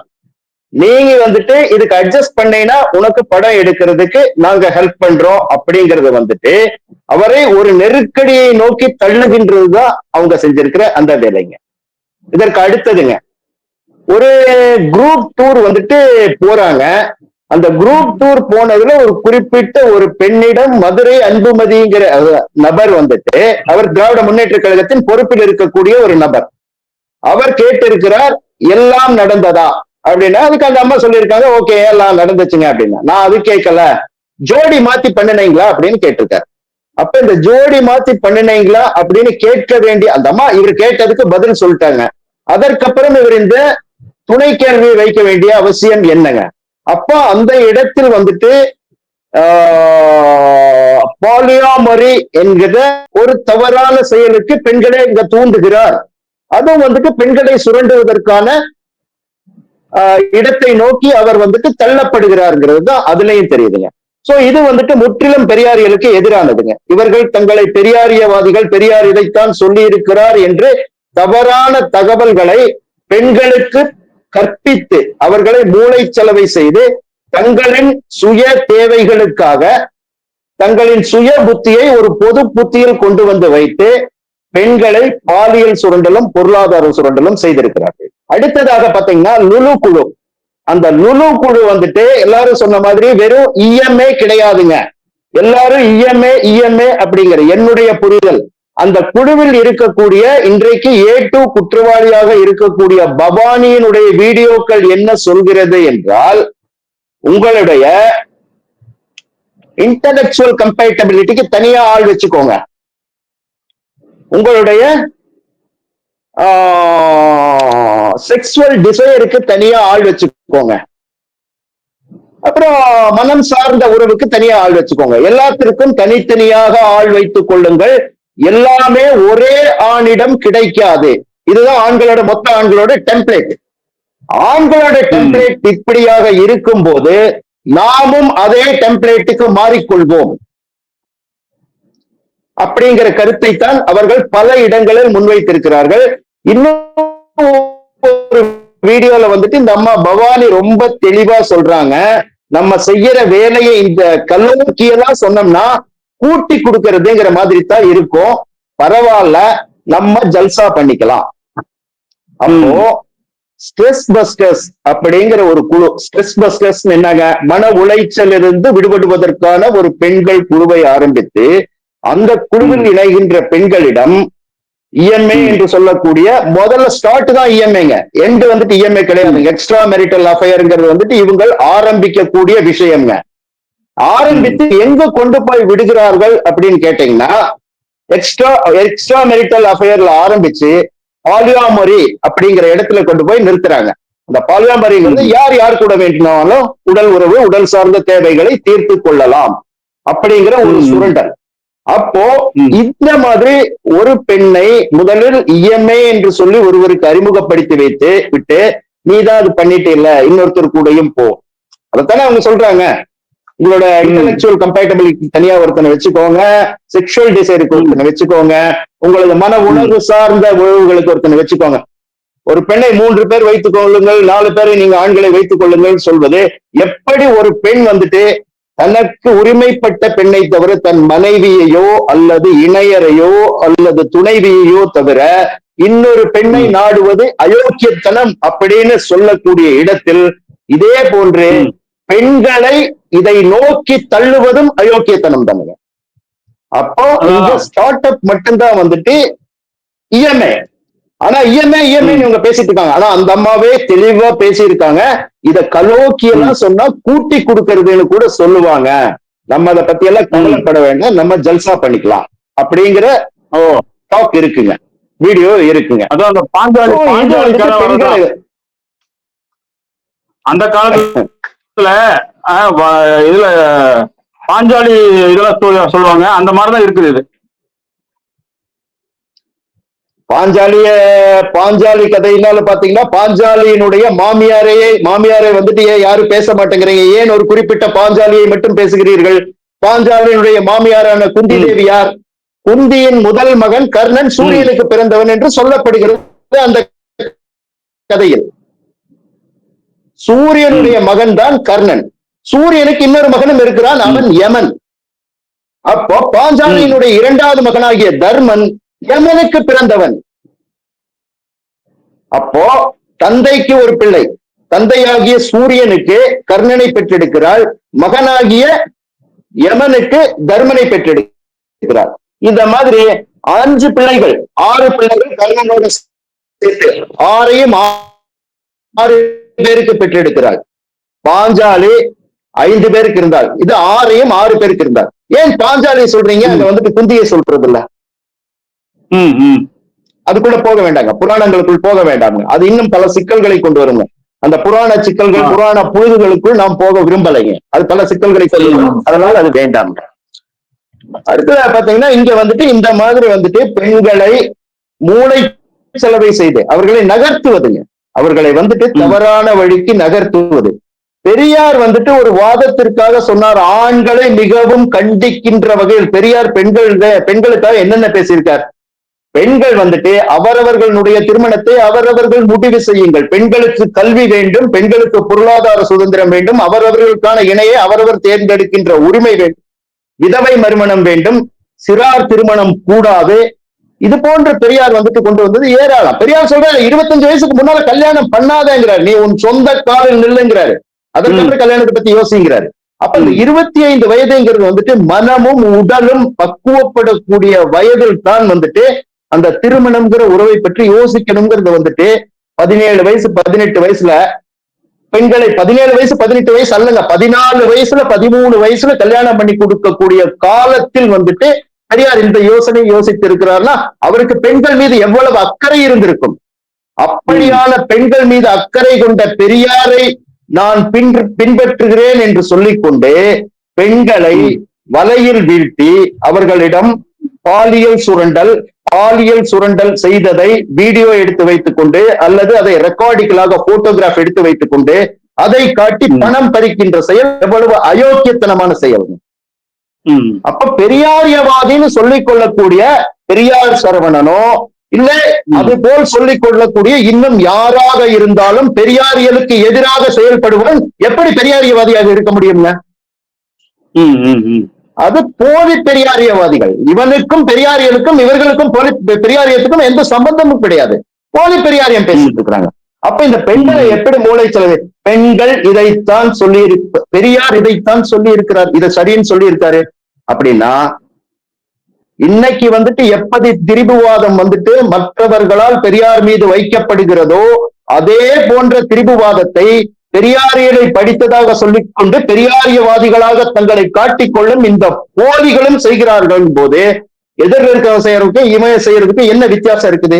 ரெண்டுக்கும் எந்த வித்தியாசமும் கிடையாது. ஆக இவர்கள் போலிகள் அப்படிங்கிற முதல்ல முடிவுக்குவாங்க. அடுத்தது இந்த லுலு குழு வழக்கில் வந்துட்டு இதை போல வந்துட்டு பெண்களை பாலியல் சுரண்டலுக்கு உட்படுத்தி அவர்களிடம் பணம் பறித்ததற்காக சிறை சென்றவர்களும் உண்டு. 2 பேர் சிறைக்கு போயிருக்கிறாங்க, 45 நாட்கள் சிறை காவலில் இருந்து வந்திருக்கிறார்கள். அப்ப இதெல்லாமே வந்து நடந்திருக்குதுங்க. இந்த குழுவில் வந்துட்டு இந்த போன்ற காரியங்கள் அனைத்தும் நடந்ததற்கான ஆதாரங்கள் அனைத்தும் இருக்கிறது. ரெக்கார்ட்ல இருக்குங்க, நம்ம கிட்ட போட்டோகிராஃப் இருக்கு, போட்டோ இருக்கு, ஸ்கிரீன்ஷாட் இருக்கு, போட்டோ ஸ்கிரீன்ஷாட் எல்லாம் எவிடன்ஸான்னு கேட்கிறவங்களுக்கு கேட்கிறேன். 2 பேர் சிறைக்கு போயிட்டு வந்ததன் காரணம் என்ன? பாலியல் சுரண்டல் செய்ததை ஆதாரமாக எடுத்து வைத்துக் கொண்டு அதை காட்டி பணம் பறித்த குற்றம். இங்க குற்றம் தான். ஆளுக்கு ஒரு நீதி எல்லாம் கிடையாது. யார் இருந்தாலும் ஒரே நீதி தான். ஜஸ்டிஸ்ங்கிறது வந்து இட்ஸ் காமன் ஃபார் ஆல். எனக்கு ஒரு நீதி, உங்களுக்கு ஒரு நீதினா அது நீதி கிடையாது. நான் யாரோ ஒருவர் பெயரை சொல்லிக்கொண்டு நான் இதிலிருந்து தப்பித்துக் கொள்வேன் அப்படிங்கிறது சந்தர்ப்பவாதம். இவர்கள் சந்தர்ப்பவாதிகள், இவர்கள் பெரியாரியவாதிகள் அல்ல. அது முதல்ல வந்துட்டு கன்க்ளூஷனுக்கு வரணும். ஓகேங்களா? அப்போ இதுல நடந்த குற்றம் முதல்ல என்னன்னா, முதலில் தனக்கு மன அமைதிக்காக ஒரு குழுவில் வந்து இணைகிறார் ஒரு பெண். அப்படி குழுவில் பழகி கொண்டிருக்கும் போது தான் ஒரு துறையை சார்ந்தவர், இந்த துறையில் வந்துட்டு எனக்கு வாய்ப்பு வேண்டும், அதற்கு வந்துட்டு பொருளாதாரத்தில் பலம் பொருந்திய ஒருவர் யாராவது உதவி செய்தார்களானால் நான் என்னுடைய லட்சியத்தை நோக்கி முன்னேற முடியும். அப்ப பணம் போடுறவன் சும்மா போட மாட்டான், அவன் லாப நோக்கில தான் பணம் போடுவான் இல்லையா? லாபம் இல்லாம எவனும் பணம் போட. அப்ப அவன் நேர்மையா சொல்லக்கூடிய வேண்டிய விஷயம் என்ன? இந்த கான்செப்ட் ஷார்ட் மூவியோ இல்ல ஷார்ட் பிலிமோ மூவியோ எடுத்தா இது வந்து கமர்ஷியலி லாபம் கிடைக்காது. அப்ப போகாதுன்னு அவன் முடிவு பண்ணிக்கும் போது, இல்ல இதை நான் பண்ணுவதற்கு விருப்பம் இல்லை, இல்ல இதற்கு நான் இன்வெஸ்ட் பண்றேன்னு நேர்மையா சொல்லிட்டு போடும். அதை விட்டு நான் உனக்கு சப்போர்ட் பண்ற கான்செப்டே அவன் கேட்கல. இது போகுமா போகாதா, இது எப்படிப்பட்ட படம், இது எது சம்பந்தப்பட்டது, கமர்ஷியலி ஏதாவது பிரச்சனை வருமாங்கிறதெல்லாம் எதுவுமே கேட்காம எடுத்துடன் அந்த பெண்ணினுடைய மண்டைக்குள் புகுத்தப்பட்ட விஷயம், மூளையில் புகுத்தப்பட்ட விஷயம் என்னன்னா, நமக்கு உதவி செய்வதற்கு ஒரு ஆள் கிடைத்து விட்டார் அப்படிங்கிற முதல்ல மைண்ட்ல கொண்டு வந்து வைக்கிறான். அதற்கு அடுத்ததாக அவன் கேட்கக்கூடியது அட்ஜஸ்ட்மெண்ட் எல்லாம் கிடையாதுங்க. அட்ஜஸ்ட்மெண்ட் சிம்பிளா இதெல்லாம் கடந்து போயிடாதீங்க. சுரண்டல், இது ஒரு மிகப்பெரிய சுரண்டல். அட்ஜஸ்ட்மெண்ட் சாதாரண வார்த்தைகளை வைத்து இதை கடந்து போக முடியாது. அப்போ இது போன்ற நபர்களை கார்னர் செய்து அவர்கள் வேறு எங்கும் போக முடியாமல் அவர்களை பாலியல் ரீதியாக சுரண்டி விட்டு அதன் பிறகு கதை கேட்பது. இந்த கதை படம் போகுமா போகாதா, சரி பாலியல் ரீதியா சுரண்டியாச்சு, ஏமா இந்த கான்செப்ட் ஒர்க் அவுட் ஆகாதுமா, வேற ஏதாவது கதை இருந்தா கொண்டு வாமான்றது. அவ்வளவுதான். அந்த பொண்ணு வேற ஏதாவது கதை தேட போயிடும். இவன் தேவை முடிஞ்சதுன்ட்டு இவன் போயிடுவான். இங்க பாதிக்கப்படக்கூடியது யார்? இத பெரியார் சொன்னாரா? பெரியாரியம் பேசுகிறேன் என்று சொல்லிக்கொண்டு ஒரு குழுவை நடத்தி கொண்டிருக்கக்கூடிய நபர்கள் பேர் மறுபடியும் சொல்லணும்னா சொல்றேன், முதல்லயே சொல்லிட்டேன். அந்த நபர்கள் இது போன்ற செயலை செய்வது தான் பெரியாரியம் என்றால் இவர்கள் பெரியாரியவாதிகளாக இருக்க வேண்டிய அவசியம் இல்லை. இவருக்கு வேற ஏதாவது வந்துட்டு பேரை சொல்லி பண்ணிக்கிட்டோம். ஓகேங்களா?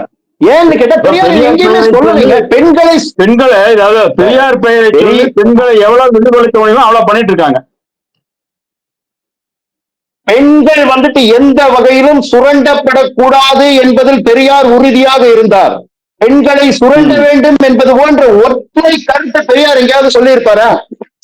எங்கேயுமே அது போன்ற கருத்தை பெரியார் சொன்னதே கிடையாது.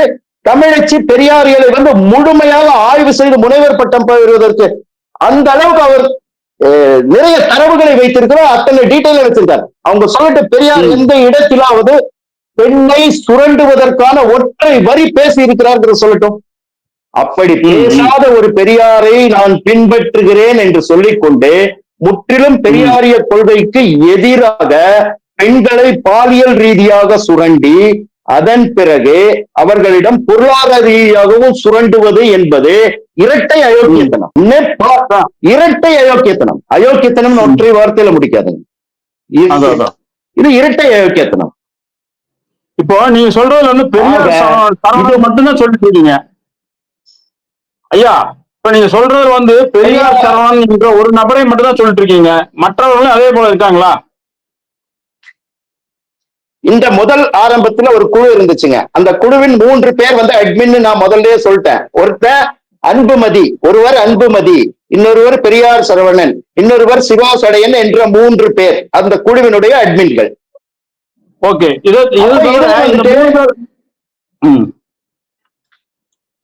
இந்த குழுவில் வந்துட்டு 2 பேர் மற்ற ஒருவர் மேல் குற்றம் சாட்டி விட்டு தப்பிக்க முடியாது. ஏன்னா 3 பேரும் அட்மின். அங்கு நடந்த இது போன்ற சுரண்டல்களுக்கு 3 பேருக்கும் கூட்டு பொறுப்பு இருக்கிறது. அடுத்ததாக லுலு குழு என்பது முழுக்க முழுக்க ஒரு பெண்களுக்கான குழு, உமன் ஸ்ட்ரெஸ் பஸ்டர்ஸ் என்று சொல்லக்கூடிய பெண்கள் மன அழுத்தத்திலிருந்து விடுபடுவதற்கான ஒரு குழு என்றுதான் அது ஆரம்பிக்கப்பட்டது. ஆனால் அந்த குழுவில் பெண்களின் இப்ப வந்துட்டுங்க பர்சனல் டேட்டாஸ் வந்துட்டு யார் கலெக்ட் பண்ணலாம், யார் கலெக்ட் பண்ண கூடாது.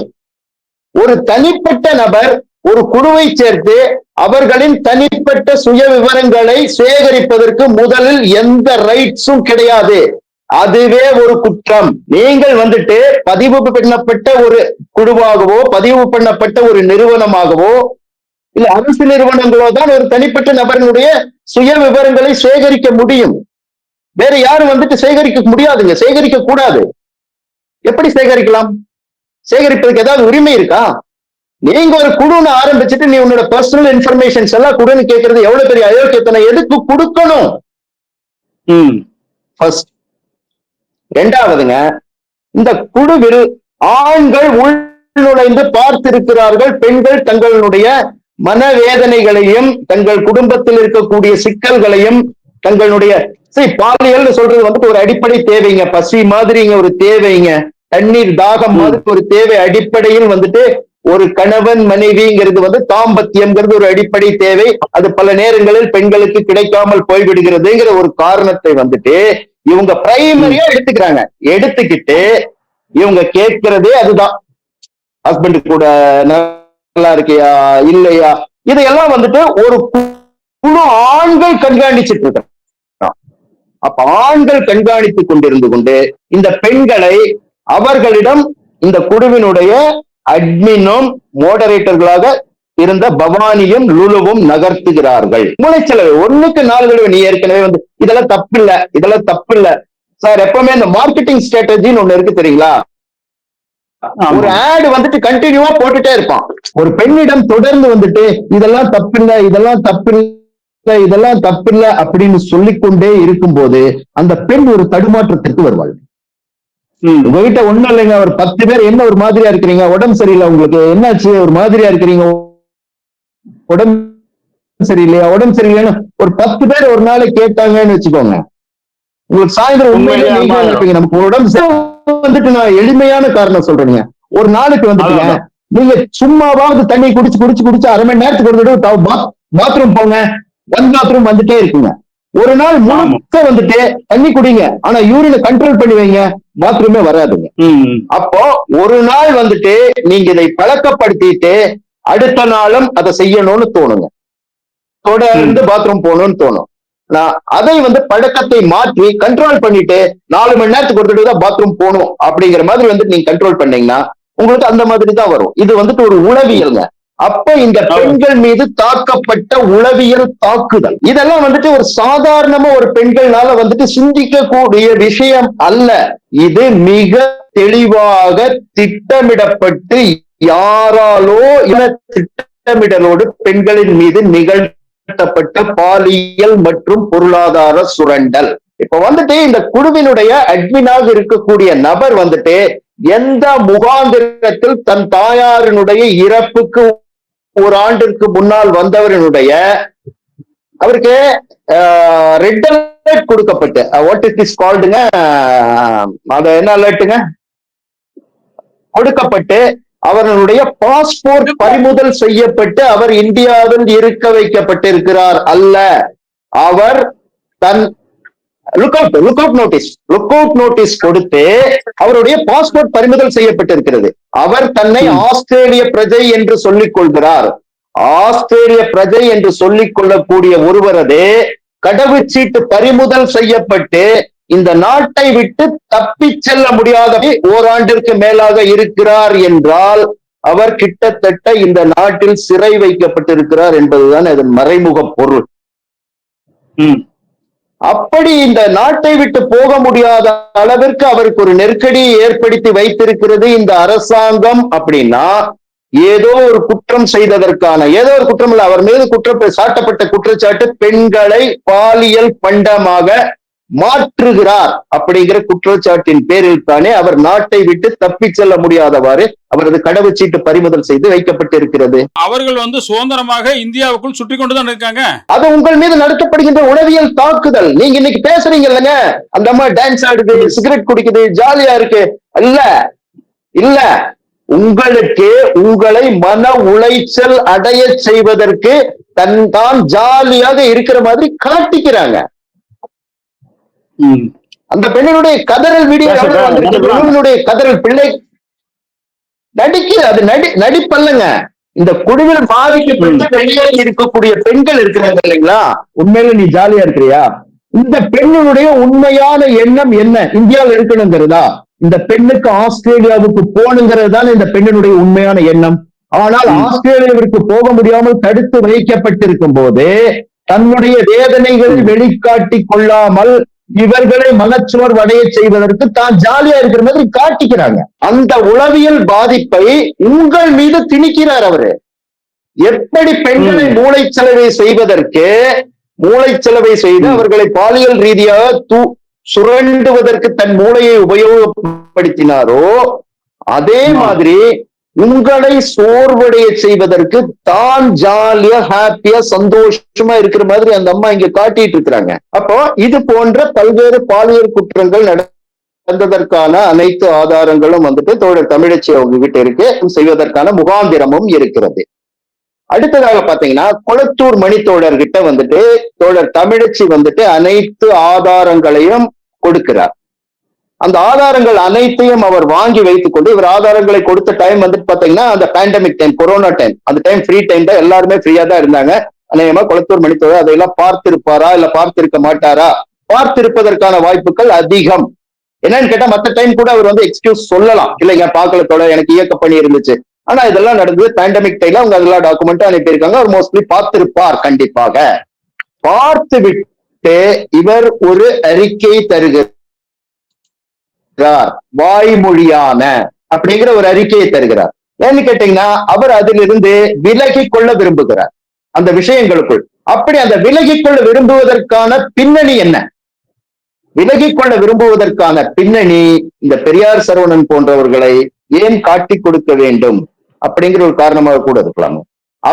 அவரினுடைய இயக்கத்தில் இருந்தவர் தான் இந்த சிவா சடையன் என்று சொல்லக்கூடிய நபர். இது வந்துட்டு பெரியார் சரவணன், சிவா சடையன், அன்புமதி மட்டும் அல்ல, இன்னும் பல்வேறு ஆண்கள் வந்துட்டு இந்த குழுவில் இருக்கிறாங்க. அப்ப குளத்தூர் மணி வந்துட்டு பாத்தீங்கன்னா இந்த அறிக்கையை வந்துட்டு அறிக்கை அவர் கொடுக்காம இருந்திருக்கலாமே. அறிக்கை எதுக்கு கொடுக்கணும்? அறிக்கை கொடுக்காம இருந்தா இப்படி ஒரு சர்ச்சையே இல்லைங்களே. தமிழச்சி கிட்ட சரி நான் பார்க்கிறேன், பண்ணுகிறேன், செய்கிறேன், யோசிக்கிறேன் தமிழச்சி இதுவரைக்கும் நாள் கடத்திட்டு இருந்தாருன்னா தமிழச்சி இந்த ஸ்டாண்டுக்கு வந்திருக்க மாட்டாங்க. இப்ப அவர் எங்க மாட்டிட்டாருன்னா அந்த அறிக்கை கொடுத்ததுதான் அவரோட தப்பு. அந்த அறிக்கை தான் தாம் தப்பிப்பதாக நினைத்து ஒரு அறிக்கையை கொடுக்கிறார். அதுதான் பேச வைக்குது. அதனாலதான் நீங்க பேசுறோம், இல்லாட்டி பேச மாட்டோம். ஓகேங்களா? அப்ப கொளத்தூர் மணி தோழர் வந்துட்டு தான் இதில் சிக்கி கொள்ளாமல், இதுல வந்துட்டு இவங்க தமிழச்சிக்கு வந்துட்டு அவர் சப்போர்ட் பண்ணி நின்னா இந்த பெரியாரியவாதி என்று சொல்லிக் கொள்ளக்கூடிய பெரியாரியலுக்கு எதிராக நடக்கின்ற பெரியாரியலுக்கு எதிராக நடந்து தங்களை பெரியாரியவாதி என்று காட்டிக்கொள்கின்றவர்களின் அதிருப்திக்கு ஆளாக நேரிடுமோ என்ற காரணத்தினால் கொளத்தூர் மணி விலகிக் கொள்ள நினைக்கிறார் என்று நாம் யோசிப்பதற்கான காரணங்கள் எல்லாமே இருக்கு இல்லைங்களா? அதே வந்துட்டு உங்க கோர்ட்லயும் கொடுத்திருக்காங்க. சொல்றாரு தனிமைப்படுத்த வேண்டும், வேணா இது வந்து உபயோகப்படும் அப்படின்னு. ஏன்னா நம்ம பாலியல் குற்றச்சாட்டு வைக்கிற நபர்கள் எல்லாம் தமிழகத்துல வந்து அரசியல் களத்துல இயங்குறவங்க. நீங்க வந்து அவங்க மீதான ஒரு குற்றச்சாட்டு வைக்கும் பொழுது அவங்களுக்கு எதிராக பேச முடியாது அப்படின்ன பொழுது அப்ப நீங்க பாலியல் குற்றவாளிகளுக்கு ஆதரவாக நிக்க விரும்புறீங்களா? அர்த்தம் பொருட்படுது. அவரே வந்து ஆமா நான் பாலியல் குற்றவாளிக்கு ஆதரவாக அறிக்கை சொல்லுது. அப்போ இன்னொரு பக்கம் பாத்தீங்கன்னாக்கா இந்த விவகாரம் பேசுவதற்கு முன்பாக பெரியார் சரவணன் ஒரு புத்தகம் எழுதுறாரு. அந்த புத்தகத்துக்கு முன்னுரை எழுதுறாரு. அப்ப வந்து ஒரு பொன்னாடை போத்தி அவங்களுக்குள்ள ஒரு உரையாடல் நடக்குது. இந்த பாலியல் விவகாரத்துக்கு பிறகும் கூட திரும்பவும் இன்னொரு புத்தகம் பெரியார் சரவணன் எழுதுறா. அந்த புத்தகத்துக்கும் கொளத்தூர் மணி முன்னுரை எழுதுறாரு. அப்ப யோசிச்சு பாருங்க, ஒருவன் பாலியல் குற்றவாளி நம்ம வெளியில பேச முடியாட்டாலும் நம்ம கிட்டயாவது அம்பலப்பட்டுட்டா இவனை தொடர்ந்து இவனுக்கு சரிசமா இவனை ஊக்குவிக்கணுமா? இவனை தொடர்ந்து நம்ம அரசியல் பேச வைக்கணுமான்னு ஒரு அறம் சார்ந்த எண்ணம் கூட இல்லாமல் பாலியல் சுரண்டலுக்கு உட்படுத்தும் ஒரு நபரை, அதுவும் பெரியார் பெயரால் பெண்ணை பாலியல் சுரண்டலுக்கு உட்படுத்தி கொண்டிருக்கிறார் பெரியார் சரவணன் என்ற நபரை குளத்தூர்மணி எதுக்காக தொடர்ந்து ஊக்குவிச்சிட்டு இருக்காரு? ஏன் அரசியல் களத்தை வந்து அப்புறப்படுத்தவில்லை?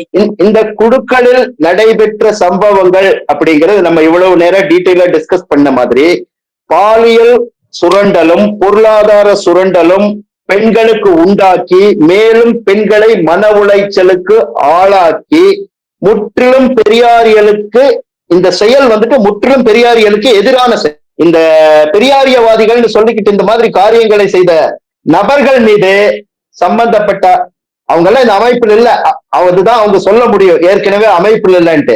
ஆனால் அதை வந்துட்டு வாய்மொழியாக கொடுத்த தகவல்களின் அடிப்படையில் இதை எடுத்துக்கொள்வதற்கு இல்லைங்கிறது வந்துட்டு ஒரு எஸ்கேபிசம். அவர் அதிலிருந்து விலகிக்க விரும்புகிறாருங்கிறத காட்டுதுங்க. ஆனால் இங்கு குற்றம் நடைபெற்றதுக்கான அனைத்து முகாந்திரங்களும் இருக்கிறது. இந்த வழக்கின் விசாரணைகளும் மற்ற கோர்ட் ப்ரொசீடிங்ஸும் வந்துட்டு கொஞ்சம் நாள் பிடித்தாலும் சரியான பாதையில் இதை கொண்டு சென்றால் நிச்சயம் குற்றவாளிகள் தண்டிக்கப்பட்டே தீர்வார்கள், தண்டிக்கப்பட வேண்டும் என்பது வந்துட்டு அனைவருக்கும் ஒரே நீதி என்ற கோட்பாட்டின் அடிப்படையில் நான் முடிக்கிறேன். தொடர்ச்சியாக பெரியாருடைய கொள்கையில் இருந்து மாறுபட்டு பெரியார் சொன்ன பெண் சுதந்திரம் என்பதிலிருந்து வேறுபட்டு அது பாலியல் இச்சைக்கும் அல்லது வந்து வேற பணம் சம்பாதிக்கும் ஒரு மரமாக ஒரு பெண்களை நடத்துவதற்கு எல்லா முயற்சிகளும் பண்ணி கொண்டிருக்காருங்கிறது இது தெரியுது. இந்த லூலு குழு வந்து இந்த மாதிரி எல்லா கெடுதலையும் பண்ணிட்டு பெரியாருக்கு பின்னாடி ஒளிந்து கொண்டு இவர்கள் இருக்கிறார்கள். இவர்களுக்கு ஒரு முடிவு கட்ட வேண்டும். அந்த முடிவுக்கு புதிதாக ஏற்படுத்தப்பட போகும் அந்த பெண்கள் அமைப்பு, அதாவது முற்போக்கு பெண்கள் அமைப்பு, நீங்க வந்து அதன் மூலமாக இந்த இதுக்கு ஒரு முற்றுப்புள்ளி வைக்கும் என்று விரைவாக வைக்கும் என்று நினைக்கிறோம். இதற்கு சமூகத்தின் தரப்புகள் பல தரப்புகளிலிருந்தும் ஆதரவு கிடைக்கும். இந்த செய்திகளை நாம் வந்து வெளியே கொண்டு வந்து ஆகணும். வெளியே கொண்டு வந்து இந்த மாதிரி ஒரு சமூக சீர்கேட்டை தடுப்பதற்கான அத்தனை முயற்சிகளும் செய்வோம். இது தடுக்கப்பட வேண்டும். இது நீங்க எடுத்திருக்கிற நடவடிக்கைகள் போதுமானது அல்ல. இன்னும் வந்து அடுத்த நடவடிக்கைகள் செய்வோம், செஞ்சு வெற்றி பெறுவோம். எல்லாருக்கும் இந்த இதுல குழுவில் கலந்து கொண்டு பல கருத்துக்களை தெரிவிச்சீங்க. அந்தந்த கருத்துக்களை வந்து மிக முக்கியமாக சமூகத்திற்கு வேண்டிய கருத்துக்கள், இதை சமூகம் ஏற்றுக்கொள்ளும். சமூகம் இந்த மாதிரி ஒரு தவறான பாதையை இழுத்து செல்லும் அந்த நபர்களை வந்து முழுக்க தடுக்கிறதுக்கான ஒரு உதவிக்கரம் நீட்டும் என்ற நம்பிக்கையோடு இந்த நிகழ்ச்சியில் கலந்து கொண்ட அனைவருக்கும் நன்றி தெரிவித்து விடைபெறுகிறோம். நன்றி, வணக்கம்.